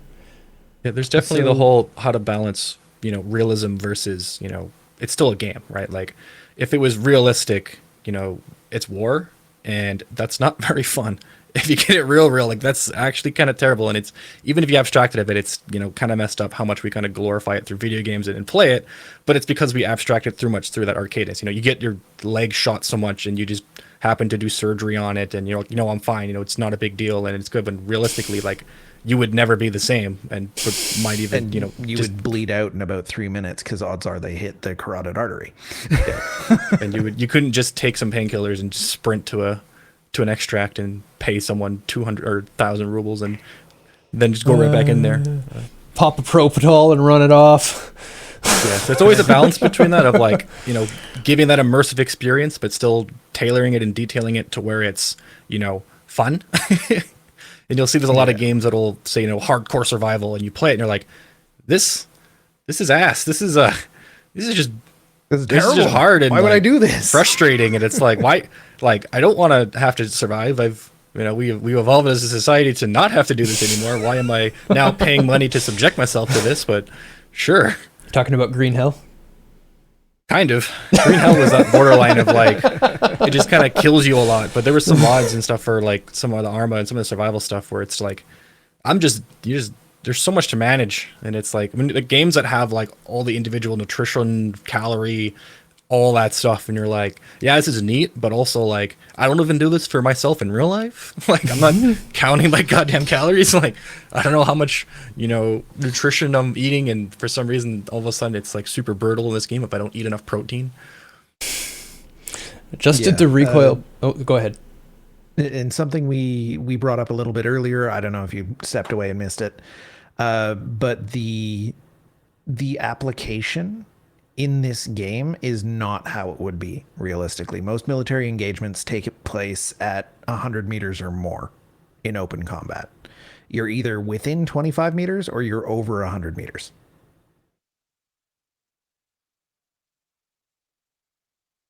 So that immediately sort of disqualifies Tarkov from being realistic, because most of your engagements in Tarkov are less than 100 meters. And then they adjusted the ballistics to fit the maps because, computers can only do so much. And Unity, the amount of work they've done on Unity is amazing. But at the end of the day, it can only handle so much map, so much player, so much ballistic calculation. Yep. Because in theory, they could physically model all of these things and know exactly where that bullet is going to go. They could do that. Oh, yeah. The game would run at like 2 FPS. And good luck getting network latency in there. Yep. we do understand enough maths to make completely real environments. We do. It's just there's a lot going on in completely real environments, and computers can't do that much yet. Computers can do a lot, but not that. At least not in, real time. a couple milliseconds, 4 milliseconds. Yeah, or, there's no near real time processing of that. They do have a massive supercomputer cluster. I think it was in China that can do weather pattern predictions for half of the globe, which is amazing. It's a multi-billion-dollar system. Yes, it's insane. It's one of the most powerful systems in the world, and that's what it does. Is it tries to predict weather by calculating all of the variables of the weather together. That's a lot of variables. there's a lot of vector data there. So there's a lot of math to do, and computers are pretty good at doing math, honestly. Yep, it's in its wheelhouse. It's just a lot. It's in the name, compute. The amount that you have to do is insane. Future prediction, Nariel. Real-time future prediction. I gotta take off pretty soon, so I'm hoping we can talk about VoIP real quick, so we can kind of share talk some about VoIP stories. Oh, 9 is VoIP. Do you want to quickly chest on adjusted the recoil mechanics when shooting? We already talked about it. It's still shit. Yeah, it's shit. They're gonna refine that way more. It's brutal right now. I haven't full autoed like ever really. VoIP. VoIP I think is the second most, or probably the most important change in a long time. Probably more important than inertia. Inertia changes it for everyone, but VoIP is like something that it really changes the whole atmosphere, and it's kind of weird because it removes that anonymous the anonymity between each player, and it's been kind of nice, at least from my experience, is that most people are nicer and chill, especially when I bring up VoIP. And I think before, just having a blanketed face and no personality and no emotion to things, it allows you just to a lot easier just to run in and blast someone even if they had no gear on them. But now you see a Timmy or a person with no gear and they say, hey, can you help me with something, you're more inclined. I mean, I guess if you're not a full asshole, if you're not actually just mean, you're more inclined to actually kind of help them, right? Before you would wiggle and you'd see, but now they can actually have that layer of communication. You can see their voice, and Pestily on VoIP is having so much fun. I'm not sure if people have been watching the stream and seeing him do his news broadcaster or his news reporter in the media. It's so good. On the media, you shoot me, it's a war crime, and he only has the rangefinder and using it as a camera. But so many interactions, and it's kind of a big thing for Tarkov 2 is that it's not really. It's one of the things where it's not really a fun game, but people don't really play it for fun. They play it for the experiences that kind of come out of it. There is fun to be had, but it's not kind of the mainstay. It's not like other games where you're getting those dopamine hits all the time. Oh, this is fun. It's it's just a different experience. It's the same thing. I think we compared it before for watching certain types of movies that aren't funny or aren't always fun. The more dramatic, kind of serious things. You watch them because they're an experience. They make you think things differently. They make you feel things differently. It's not something that you would typically have, and that's kind of the beauty of art forms in general, is that we're able to do that and communicate that through these kind of means. But now with VoIP, like I said, the anonymity gets removed. There's so much fun stuff that's been kind of coming out of that. And, people who are just, you can tell they're kind of an asshole. Hey, you friendly? And they go, not really. They're okay, well, I'm going to fuck off. It's yeah, it sounds good, dude. All right. See ya. It's kind of stuff like that. It's very RP Dragonpie. Yeah, it's Now you've got me calling Dragonpie. Dragon Magpie. The addition of VoIP, I think, makes it a lot more realistic of a situation where previously you could not communicate with other players in Tarkov. You had some gestures, and if you only spoke English, if the person that you were playing against or were in the same map with, you couldn't communicate with them. Like they were Russian, they couldn't do anything. You can't do it. Now with the addition of VoIP, I think it's gotten a lot more realistic, where somebody who is low on gear, low on resources, can go, hey man, I'm trying really hard to get my quest done. All I've got is this here. I'll throw my gun on my ground. Just let me go. And sometimes the other player will say, you know what? Pick your gun up, get out of here. I'm not going to kill you. Go finish your quest. It'll get you some quest rewards and some money. Or they're not that kind of person and they shoot you. But hey, at least you have a chance now, and it's more based on the people that you're playing with rather than just there's a dude there, you have to kill them. You don't know. You can't communicate with them at all. Do you got your soundboard up, Pseudo? I do. Okay, because we can also do stuff like this over VoIP when we surprise people in the middle of the night. What up, bitch? I don't have the. I got a lot on here. I don't know which ones will get flagged, but yeah, there's a lot of stuff you can play through. I was more thinking now. Of the MGS one. Is really my favorite. No, it's. NANI? just that as you're in the dark waiting for an extract, and then a light shines on you. Like what are you gonna do? You're like, oh, my pants are around my ankles. there's always the classic like just melee only red build, just go full Roberto. Yeah, there's a lot of fun like if you head through that. There's also the whole thing of like, so far I haven't really seen people abusing it too much. I haven't run my soundboard through it because I don't want to spam people too much, but there might be some things I might set up that are, well within still Tarkov community, not going to ruin people's experiences, but can still have a little bit of fun. Just pretend to be that character from Police Academy that can do all the sound effects. That's why they left me behind. I'm the annoying one.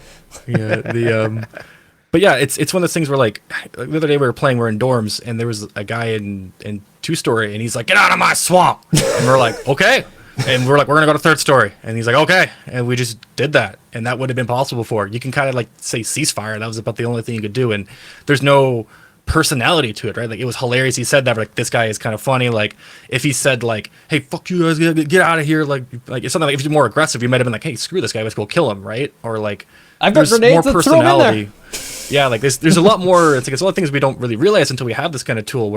And then scavving is just hilarious for me now, because before the scav karma system, everyone just killed. Who cares? You didn't even care if they were AI or a player. But now you kind of had the wiggle to be like, I'm a player. I'm not going to kill you.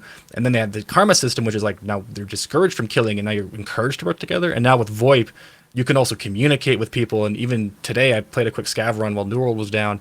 And we spawned over on customs, by Big Red, and we had to get all the way over to the other side. So we're like, oh great, we get to run through the war zone, and like the whole way there was just like a fight. We were basically being like accidentally shadowed by just a group of PMCs who were just like lighting up all the scavs behind us, and we didn't really get much loot. We were just like running because they were just coming the same way we are. And we got to Old Gath, and we ran into 2 other player scavs, and they're like, "Hey man, what's going on?" And then like they could hear the gunfire like Old Fort because they were clearing it out, and I'm like, "Don't go that way. There's a lot of fuck shit over there." Like Like, "Oh, thanks, buddy." And it's like, "Yeah, take care." And we give like you couldn't do that before, right? Now I can communicate, being like, "Yeah, there's some unfriendly," or if a scav shoots it, you can be like, "Hey, there's a scav wearing an Untar helmet that is not friendly. Like, do not trust him." And there's a lot of another layers to this that have been added. It's just fantastic. My first thought and like brain path when I heard that they were adding VoIP to the game is, oh, it's gonna be a shit show. Because you think online shooter, but it turns out the Tarkov community is actually pretty mature. It takes a lot of patience and commitment to play Tarkov, and the people who are going to abuse VoIP are not the people with patience and commitment. Yeah. Same with Daisy, because Daisy's had it for a while, and that's always been very useful. And I can't remember what other game we played, like Hell Let Loose and stuff like that, has a really good VoIP system. Thank you, Unreal Engine and other stuff. And it's it's very good for communicating. It's so hard to, especially games where you have to have so much communication, and it's just great to be able to have a layer of like anonymity removed and have a bit more emotion and actually, which is more realism to it, right? Because that's kind of how it would be. You would kind of like, some people might role play a bit in Tarkov and have a certain character if they're playing, well, I want to play as a really aggressive, ex-military person, or if you're playing just as yourself trying to get some gear as a scav, you could be like, I don't really actually want to fight you. I'm just here to get this. And like watching Pest streams where he's just asking people, like, has anyone seen, like a power cord? Has anyone seen a T-plug? Or like you can ask some scavs and like, what, I've actually found one, like, here you go. Like, what do you have? You can do some kind of still in-raid bit of trading without having to just kill everyone and hope they have what you need. Yeah. And with Pest, as soon as he says something, most people will probably know who it is and go, hey, I don't want to fight. Has to rock the voice mod now. Same with like Landmark too. Everyone, as soon as he talks, everyone's like, it's Tony's Pizza! Tony's Pizza! It's like, oh boy. They have a lot of power now. Yep. You're in D2 hoping somebody would power it up, and you gave up waiting and started creeping toward the command bunker. You got there, was lots of running footsteps, so you backed off. Then heard shots and somebody running toward you, and had time to go, friendly, friendly, friendly, and he was like, hey, friendly! Someone shot at me in the bunker. I turned the power on. I'm running through. And he was chill and shared some loot before you exfilled together. That's awesome. That's like my favorite thing. It's those emergent experiences that, games like this provide and you play for. And like those things are the fun parts of this. Those experiences that, they are curated to a sense of the tools are there, but, they can't script that stuff in. You can't force those things to really happen. They kind of have to happen organically. And that just makes it, that much more kind of enticing that everyone has their own unique stories of stuff that comes up. Pestely's going being a media crew, which is just awesome. But also just like all the stuff that's coming out, it's just the tools are there and we're all having different immersion experiences, some good, some bad, some, neutral and in between. But overall, it's like, it's been an amazing addition to the game. He's telling me he's wearing press armor when he does this. Yeah. 100%. Excellent. Zook 100%. 3, no guns, just the rangefinder, and he's using it like a camera. Literally being, I am a member of a press. If you shoot me, it is a war crime. And just like narrating what he sees and like talking to people, like, oh, he's got his face covered. Like it's just, it's like, oh, we got bodies here. There's it was great. It was some fantastic content. I'm sure there will be at least one YouTube video coming out of that stream. So go sub to Pestely's YouTube.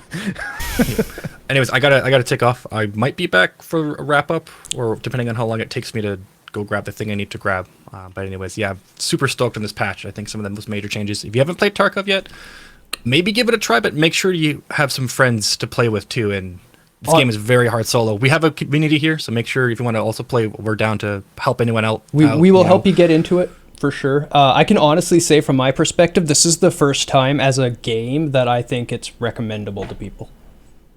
I think VoIP adds a lot, and the new scaling, and now that the markets are not as, you can't just buy all the really great stuff. Really great stuff. You're not in our Discord?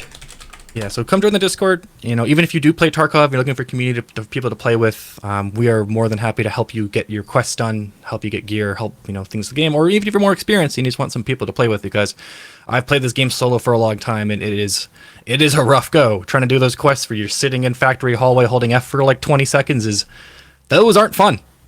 Especially if you struggle with anxiety. You're just like, I can't play the game for a bit now because my heart is racing and I need to go like sit because... Wow, Although, I don't even have anything to lose on me. With VoIP, you now have the ability to go, please, I just need to repair the thing. I don't even have a gun. Just let me go. Yeah, and then it makes the person 10 times the asshole if they cap you anyways.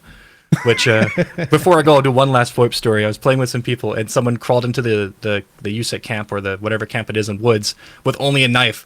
And he's like, I only have a knife. And I kind of jokingly think, like, man, like I could use this for my pistol kill. And I'm like, nah, I'm just going to leave it. I went up to him to give him something, and next thing you hear is bang! And my friend's like, I got my pistol kill. I'm like, damn it. Why did I say it? I gave him the idea. He's like, thanks for the idea. And he blasted him. I look up and blasted him in the face. I'm like, wow. Is that the same person you accidentally gave the killer idea to? No. Okay. It was the same group. It was a different thing. I know the same group. I knew it would have been potentially the same guys. Why I had to ask, because I was going to be like, you got to stop giving him ideas, dude. It almost happened actually I think it happened one other time too, where some poor person who was naked trying to get to shoreline fell and broke their legs, And then he walked in, it's like, oh, my legs are broken. I'm like, oh, I'll help this guy. And it's like, oh, he's like, is this another pistol kill opportunity? Bang! Like, damn it! I gotta stop thinking out loud here and giving people with Giving people with pistols ideas. ideas. Yeah, it's great, but it's cool that you communicate like, hey, my legs are broken, and me, I would have actually just dropped him Grizzly or given some stuff to try to help him, and my trust hasn't been ruined yet. I'm still very naive, but you could also just be like, shoot him with a pistol, but now it's different. Before it was just there was a PMC to kill, but now there's a personality. He's more of a wounded, more vulnerable person, and you're kind of now taking advantage of that situation, and it's a lot more clear to that, which is still encouraged in the game, and I still think should happen, but it's cool that there's an added dynamic to things too. But anyways, gotta take off. Yep. Nice Thanks, to everybody. see you. See you later. Have a good night, everybody. See everybody later. Take care. Okay, so let's talk a little Impact bit grenades about for any expanded operational tasks. Yeah. So operational tasks are Tarkov's way of saying dailies and weeklies. They're just little quests that they give you, so you can do a little bit of progress. You can feel like you're actually making progress in the game without necessarily needing to work on a quest that you don't want to work on right now. So they've added more description variety to them. They've added statistics to say, how many you've completed, who you've completed them for. I think they track who you completed them for. And then they've added the requirement to exit through a specific extract rather than just survive a map. Mm-hmm. So you might have survive the map, but you need to exfil through a certain exit. And they've released a patch so you actually get the experience now. Yeah. Because It was that still was worth broken. doing them. It was still worth doing them without the XP because you get the rewards and you get the trader rep, but not getting the XP was pretty brutal. You just leveled up from turning one in. Excellent. Yeah, there was some really, really bad bugs revolving around the role. Because you would get the XP, but then you would lose the XP. And if you leveled, then you could also de-level. So there was issues with people getting levels from that and then taking the quests for the next level and then leaving and then de-leveling and really breaking things. Yeah, you get into a real bad state. So I'm glad that's fixed. And honestly, one of the most exciting things to me was the daily quests, because I really like goals in my game. I like having a goal and having like in Tarkov, you have to make your own goals quite often. I'm going to come in, I'm going to try to loot this area, and then I'm going to try to get out. And that's going to be your goal, and you have your own plan. And yeah, that's totally fine. Being able to make your own plan, to know what you need and be able to go in and try to get that, that's great. And I was cool with that part of it. But now they have these extra things, like just so much more for you to do. Because I hit this point where I was like, well, I have one thing that I really have to do, and that's it. And I don't really want to do that. Now there's other things you can do until you want to do that. It doesn't have to fall off. Yeah, and getting extra vendor rep is huge addition, because that was a real cock block before. It was a real pain in the ass to try and get vendor rep before dailies were added. But the dailies and what are you gonna say? Words? Right, goals. I was right. It was on the words. note of goals, the quests that are currently in the game, including the dailies, are all eventually going to be side quests. This is not actually intended to be the storyline of Tarkov. There's going to be a whole other storyline that gets added to the game before release. So the quests are quite thin. There's not a lot of substance to them. There's not a lot of interesting things that you need to go do. Most of them are go get a broken arm and then kill 5 PMCs, or go, kill 5 scavs without armor, or go tag some tanker trucks. Yeah, there's just not a lot of interesting stuff to do. And it's generally one goal in a map. You go do it, you exfil, quest complete, exciting, yay. Or part of it. But this is not the final iteration of Tarkov. It's nowhere near release. Nikita has said that he's going to be targeting launching the game sometime in 2022. Really? We'll see if that actually happens. That's bold, considering the vision. Right? But that is what Nikita has said. So we'll see. We'll see what ends up happening. Hey guys, we've been building it for like 30 years now, and we're half done, so we'll be done this year. Like, I mean, they might have a lot of unreleased content. they might. As we talk about a lot, They might. the people who do gameplay programming are not the same people who design quests. Yep. The people who do art are not the same who do cinematics. Like they have a team that's working on all sorts of things. We don't get to see all of them. For sure. We just get what they release. So For sure. there might be a lot more behind the scenes that we just haven't seen yet. Yeah, I mean, they're all working full time. We have to assume there's a whole lot being made that we're not seeing. But the new map took a lot of time and work. They were also doing an engine change. Yeah, though. the engine change was a lot of work too. So, I mean, that accounts for a lot of the work that we don't see. And yeah. since the engine upgrade was done, content has just been flying. It's been flying. We've been getting so much content since the engine upgrade was done, which was like what, 3 months ago, 2 months ago. And they've been working on Streets, released a whole trailer for it in the autumn. So there's another map being worked on still too. So yeah, Yes. I think releasing this year is ambitious. It's ambitious. I think it's a good goal for them to have. I don't Yeah. expect them to hit it. I don't expect them to hit it either. But I'm glad that they're trying. Because Yeah. cool, I want more for this. This game has a lot of promise. And this one we can just quickly touch on. It don't need a lot. Added the ability to partially use different types of food or to drink. Cool. Yeah. So it's always been a good thing. They also changed how buffs work. You no longer get the full buff by drinking, one little sip or taking a whiff of your sugar. No more sugar highs. Now you actually have to consume the whole thing in order to get the full buff, which I like. Yeah. Zilo wanted to talk about something. And now I'm not market changes. Those are yeah. I don't actually see it in the patches. It's at the bottom. It's at the very bottom. Graphics of automations, list of fixes, various fixes. No, not in this one that I have. I have added new items and then added new quest on the lighthouse location. That's it. Should be under various fixes. Let me just copy and then I'll open up the doc and drop it in there. Sure. Bot broke? Either that or there's been a lot of chat. There's been a lot of chat. Paste. Do with it as you will. Well, yeah, no, I have this already. Yeah, that's the market changes. Specific items can no longer be put on the fleet. Okay, that's the one. I'm just going to delete this because it looks terrible. I see. Let's talk about that right now. And that brings in so much. The other one was added new items. Cool. New keys, new barter items. New stuff. New guns, there's new stuff. There's new guns. There's all sorts of cool stuff.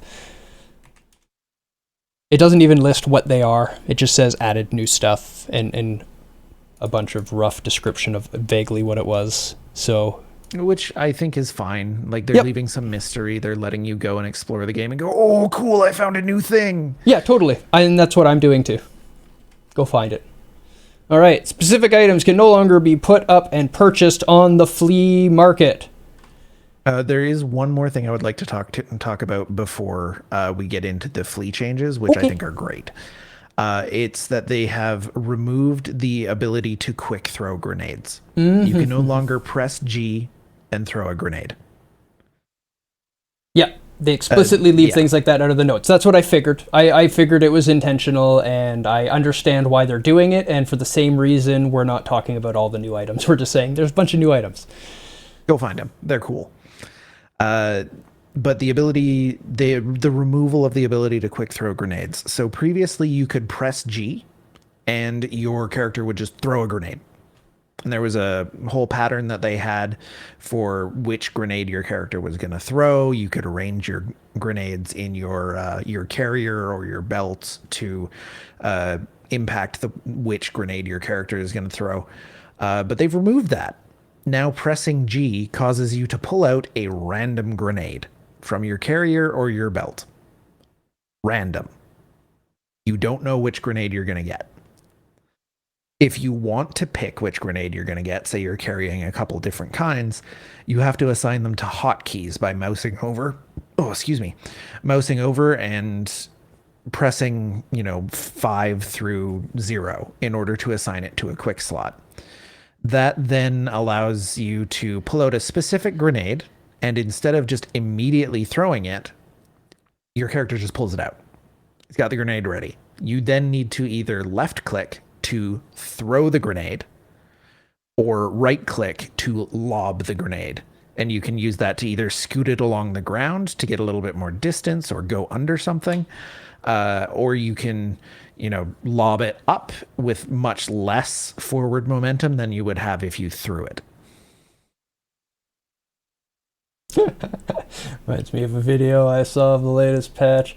They heard a scav on the other side of the wall, and they're like, is it a scav? I don't know. So he lobs a grenade over the wall, and then on VoIP, all they hear is, ah!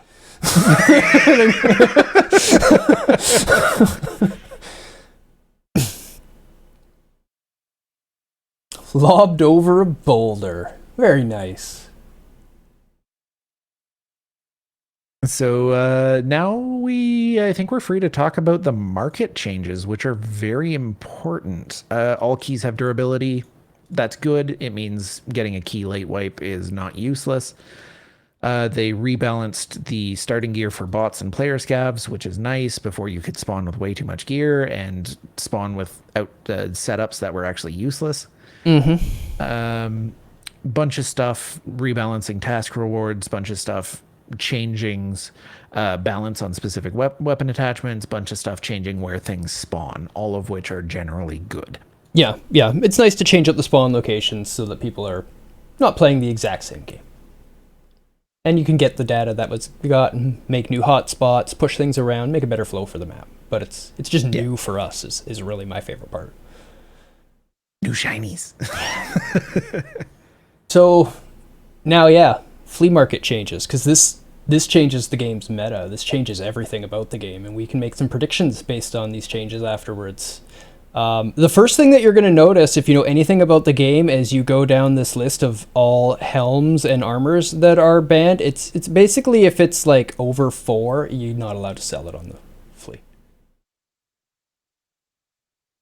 Even some that are 4, like some really good helms, like Wendy's, no more.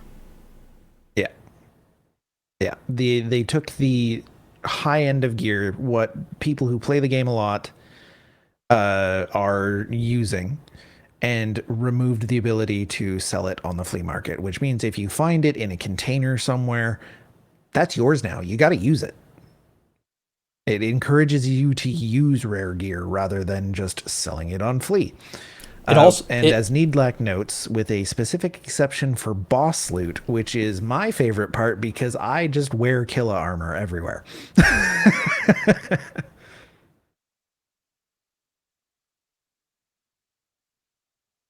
Yeah. So we've my favorite part about it is it makes finding things actually exciting. Yeah, Zelo notes massive real money transaction reduction is the intent, and I think it'll work.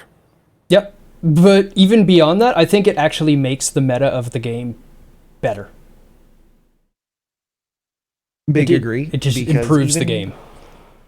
Even if you're a legitimate player, you don't take part in the real money transactions, then the rare armor that you find feels rare. You're like, oh shit, I found a piece of level 6 armor and I'm protected now. The bullets that I see won't actually penetrate this very easily. This is important. I feel good. This is exciting. And if we scroll down this list a little bit, you'll also note that they've removed all of the high penetration ammo as well from the flea market. You cannot buy the top tier bullets. And yeah, that's why the armor is such a big thing, because now the most standard bullets on the map will penetrate AC4. Pretty okay. And that's generally what most people run. So when you get some 855A1, you're going to cause some shit. Most of what you're gonna be shooting at is gonna be a paper bag. And that those bullets, those rare bullets that you found or crafted, they mean something now. They're not the standard. They're not what you have to run in order to be effective.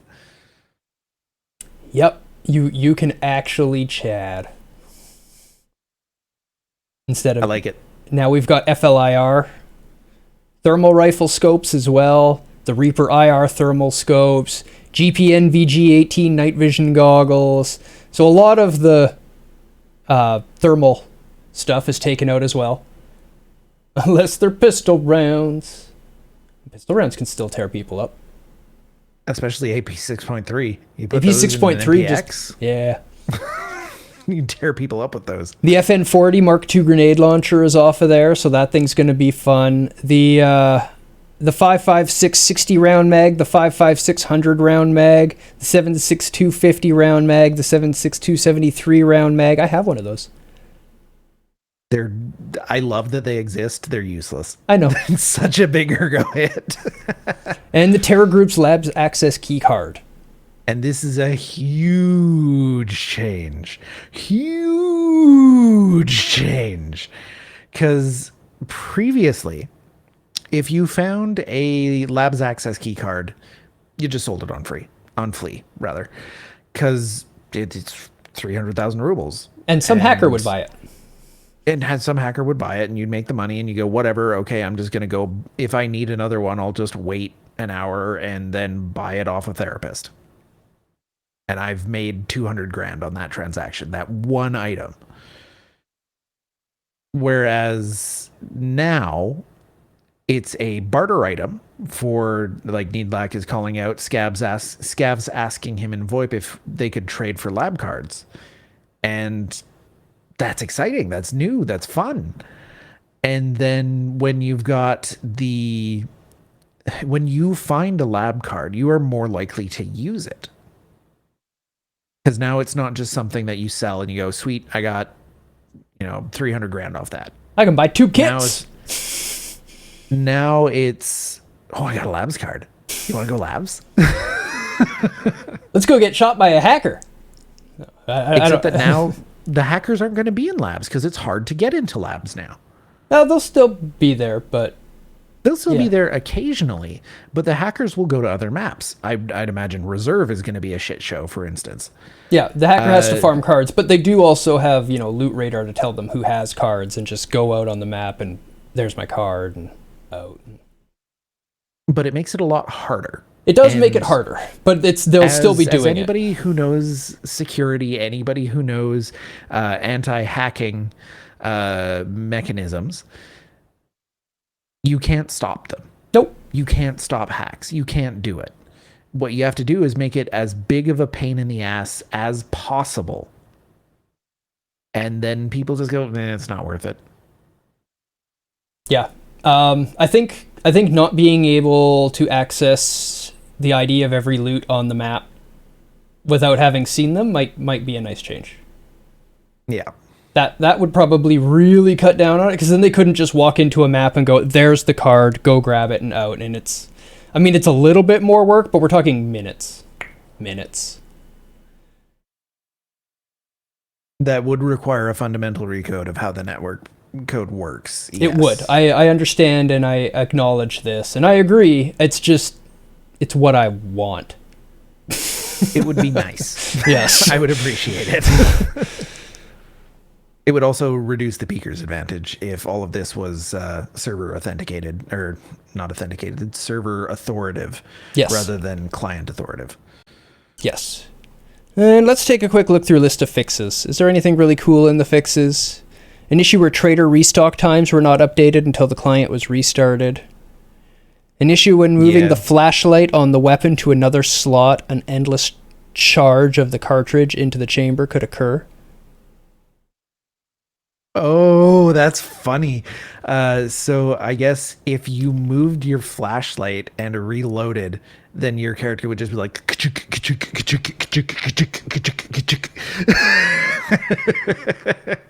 Rip. Fixed an issue that caused error 500 when interacting with the in-game location map item after it was insured. Huh. Insuring your map and viewing it used to error 500. That's a... What kind of spaghetti is going on with the insurance that causes a 500? Real spaghetti. That's what. There's a couple issues that have like, they did this and this happened, and I'm like, what spaghetti is this? And I mean, keep in mind, they have had to rewrite like probably at least half of Unity. Like that's significant. But one of my favorite spaghetti incidences was upgrading the Unity engine version broke the experience for the dailies.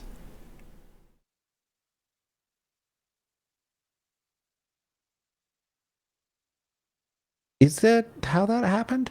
That was my understanding. Did dailies come out before the Unity change? I think they came out after.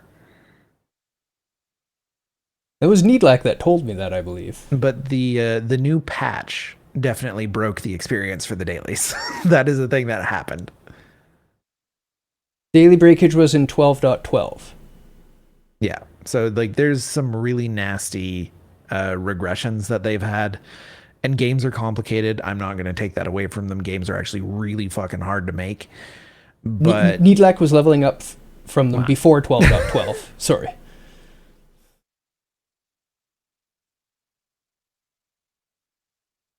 Yeah, the audio regressions are real bad. Yeah, the audio bugs are bad. Understand how much of a pain coding is. You only mess around with some CSS and CC code or BB code. Yeah, it can be real tough. CSS is actually one of my breads and butters. I guess one of my breads on which I put butter. I'm a front-end web developer by trade. So, yeah. If you don't have a well-defined system to build things in, things become a mess real fast. Oh, yes. Oh, yes. Though some of these are still pretty spaghetti. Pretty spaghetti. Good, another person to harass. Yeah, we're all, myself, Pseudo, and Rage, all work in software. And that's why we do this show. We're like the software dev's perspective on game design. We also do a lot of indie game design. Yeah, game design. Technically, we're developing our own RPG system for pen and paper. Also, to just do a little plug, if it's okay, Des. You go right ahead. I'm actually developing a new Twitch bot live on stream at twitch.tv/rageltd. I do it weekdays. I generally do a couple of hours of programming when I start the stream. And then I switch over to gameplay. And currently we're doing Dark Souls 1, just about finished it up. And then I think I've decided I'm actually going to do the rest of the Dark Souls games, because I still haven't finished Dark Souls 3. So I should probably do that.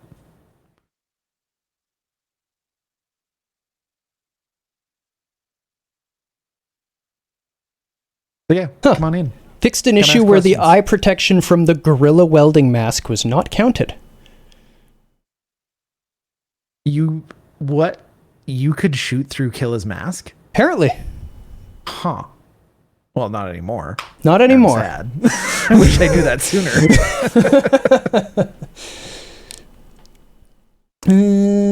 Fixed an issue where the stationary running animation played when leaning in a prone position. Okay. Yes, that was a funny bug. This one I understand. That's not spaghetti. I understand state machines are hard. There was also a bug where sometimes if you started interacting with something and went prone, it would still show you on other people's... Yes, people were running while prone and sideways. And the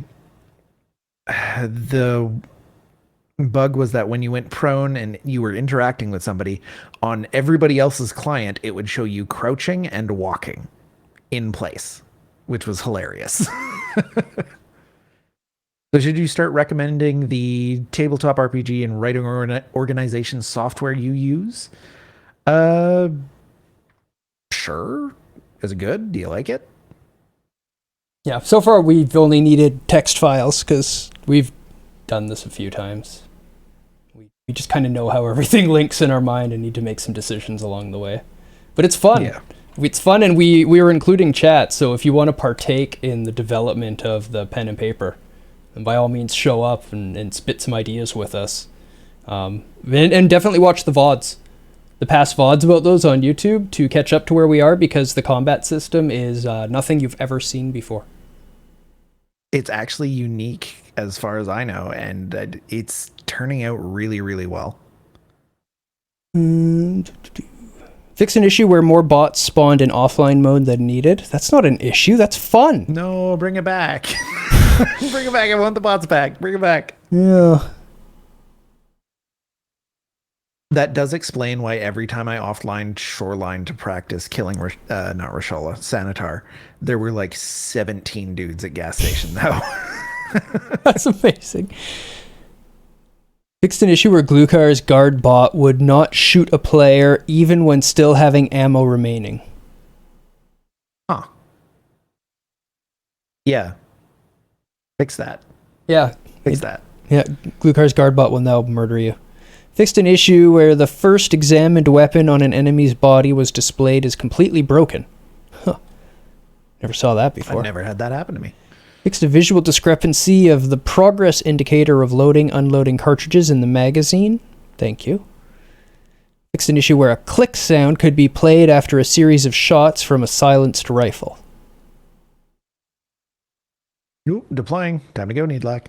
Oh, good luck. You saw that a few times? Oh, that sucks. Hmm. Fixed an issue where the sound of opening a door with a key in the health resort could be heard on any floor. Yes, They have a lot. The key noise was so annoying. They have a lot of issues with height sound in the game. Well, just audio in general. Audio is really, really tough. Switching to mobile, alrighty. Fixed an issue where the consumption of hand stamina did not increase when the level of hydration decreased. Oh. Son of a bitch. That's why I can't hold my gun like I expect. I'm never at full hydration. Now you know. Yep. Turns out that was a bug that I was using that I didn't know about. Fixed various audio issues related to sound overlapping. Good. Good. Thank you. Fixed various issues causing error 228. I don't know what 228 is, but good. I don't like errors. Fixed various issues causing game crashes. Well, I can't really argue with any of those now, can I? So. There's another one that you overlooked here a bit, which was number 8 on the list of fixes. Fixed an issue where bots could instantly move to a crouch position. Thank you. Oh, yes. Please don't let the bots dodge my shots. And fix it with their prone as well, and make sure that they're actually affected by inertia, and make sure that they can't run on broken legs immediately. And fixed an issue of overlapping sounds on the stairs of the 3-story dorm on the customs location. So that means it could have been one person running up when we hear a couple of them and peace out. Yeah. Fixed now, though. Yep. Excellent. So, how do we see this changing the game? So we've made a couple of predictions along the way, and some of them have been sort of immediately obvious. Like the inertia, for instance, immediately stops jiggle peeking. Like And it has so far. It's just fixed. It's better. I love it. The addition of VoIP, like we were talking about, really brought a new level of immersion to the game. It really brought a new way for players to interact. It made it much more realistic. It gives, much more personality to the game, literally, because you get people's personality through their voice, through their character. And those personalities can now interact rather than it just being, hey, there's a PMC, I need to shoot it. Yep. What else? Obviously our predictions around the flea market have yet to be borne out. There are very few people who are high enough level to be regularly getting and selling this high tier gear. So we've got to see if that comes true. My prediction there is that level 4 is going to be the most common armor worn. AP rounds are going to be a lot less required in order for you to be effective. And the time to kill, it might be extended a bit. I don't think which so. I think I'm honestly okay with, because you're not just getting one shot from nowhere all the time. You're not getting one shot from nowhere all the time. A good shot will still kill you instantly, and your armor is going to get torn through just as quick in a mag dump because you're not wearing as high-end armor, so the not as high-end ammo is still going to tear through it in a reasonable amount of time. Right, but it takes more shots for, I don't know, 855. No, that's a terrible round. I'm not using that as an example. 762 PS to get through a level 4 armor than it did for 762 BP to get through a level 6 armor. That's fair. Like, you can double tap somebody in the chest with 762 BP. Now you'll single tap them usually. Yeah, because they won't have it. But you don't have that ammo most of the time either. Yep. And it makes that ammo so much more special. And when you do get shot by it, you're going to be like, whoa, buddy, meant business. That's some serious rounds now.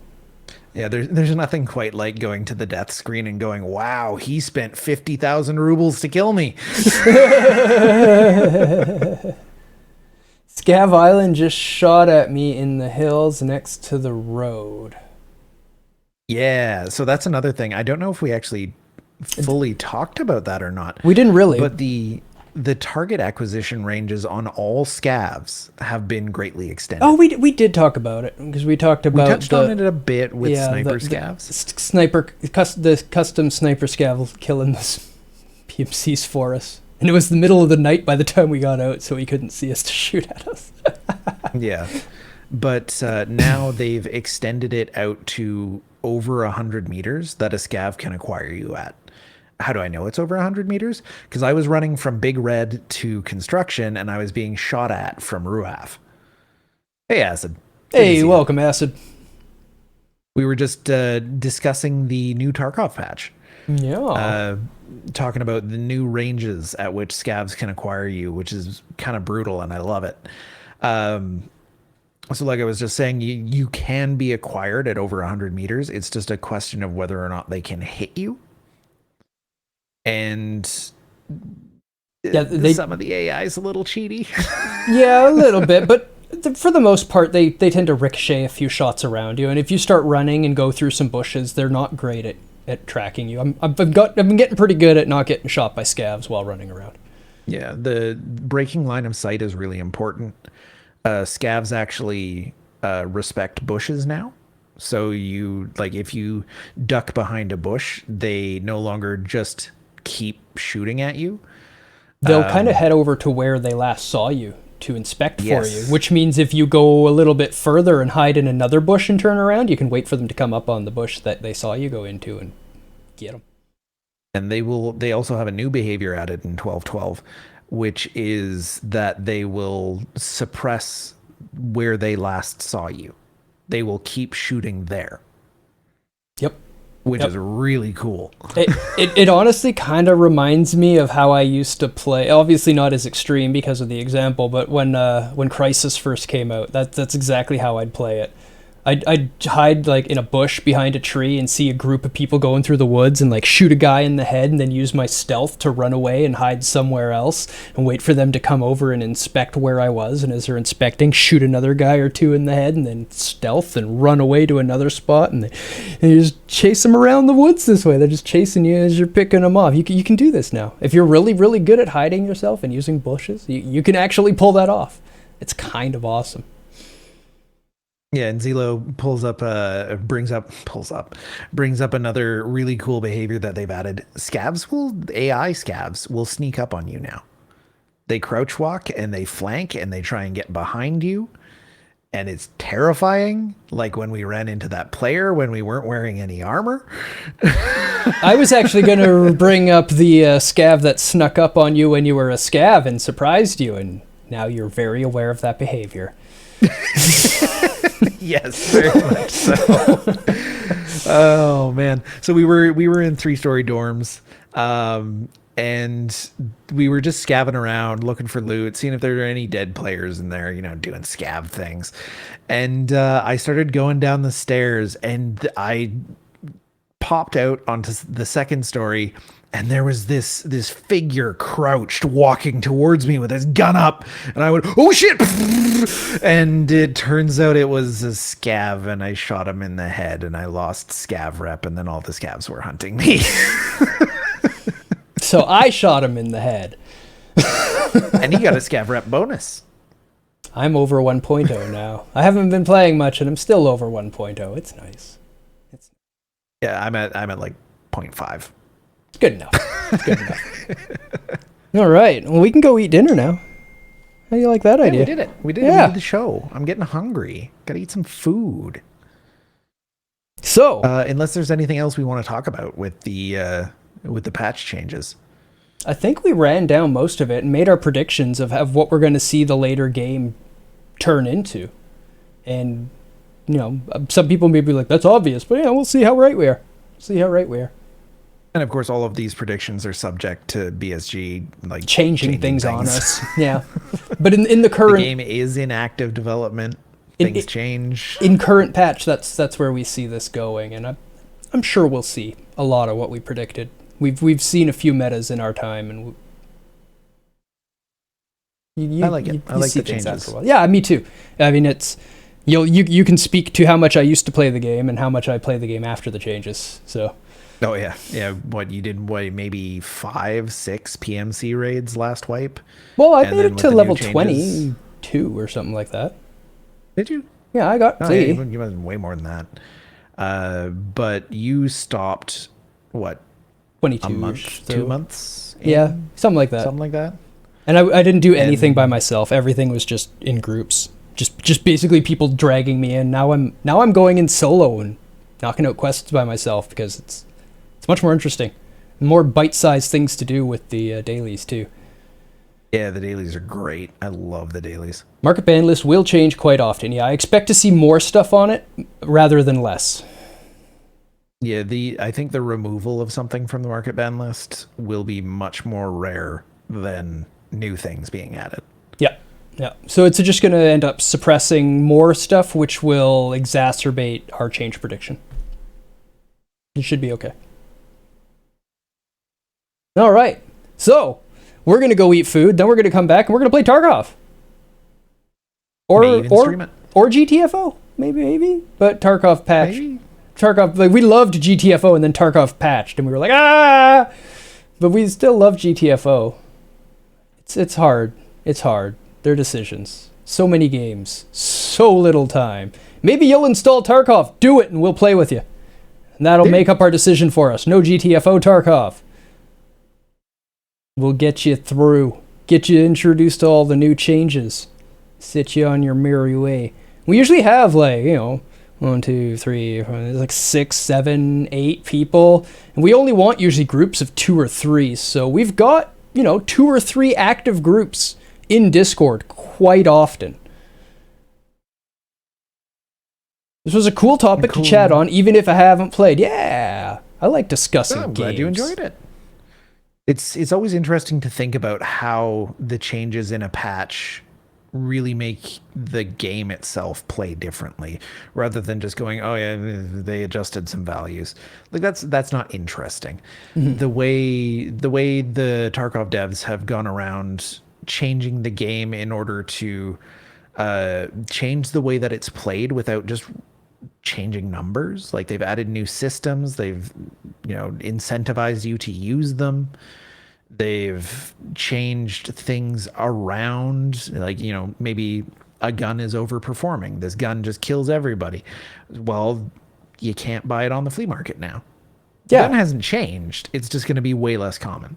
Yeah, and I like that. I hate it when people just nerf things into the ground. Like, oh, they're having fun with it. No more. It's like, hey, they really like this gun. Let's let them keep having it. We just won't let them have it all the time.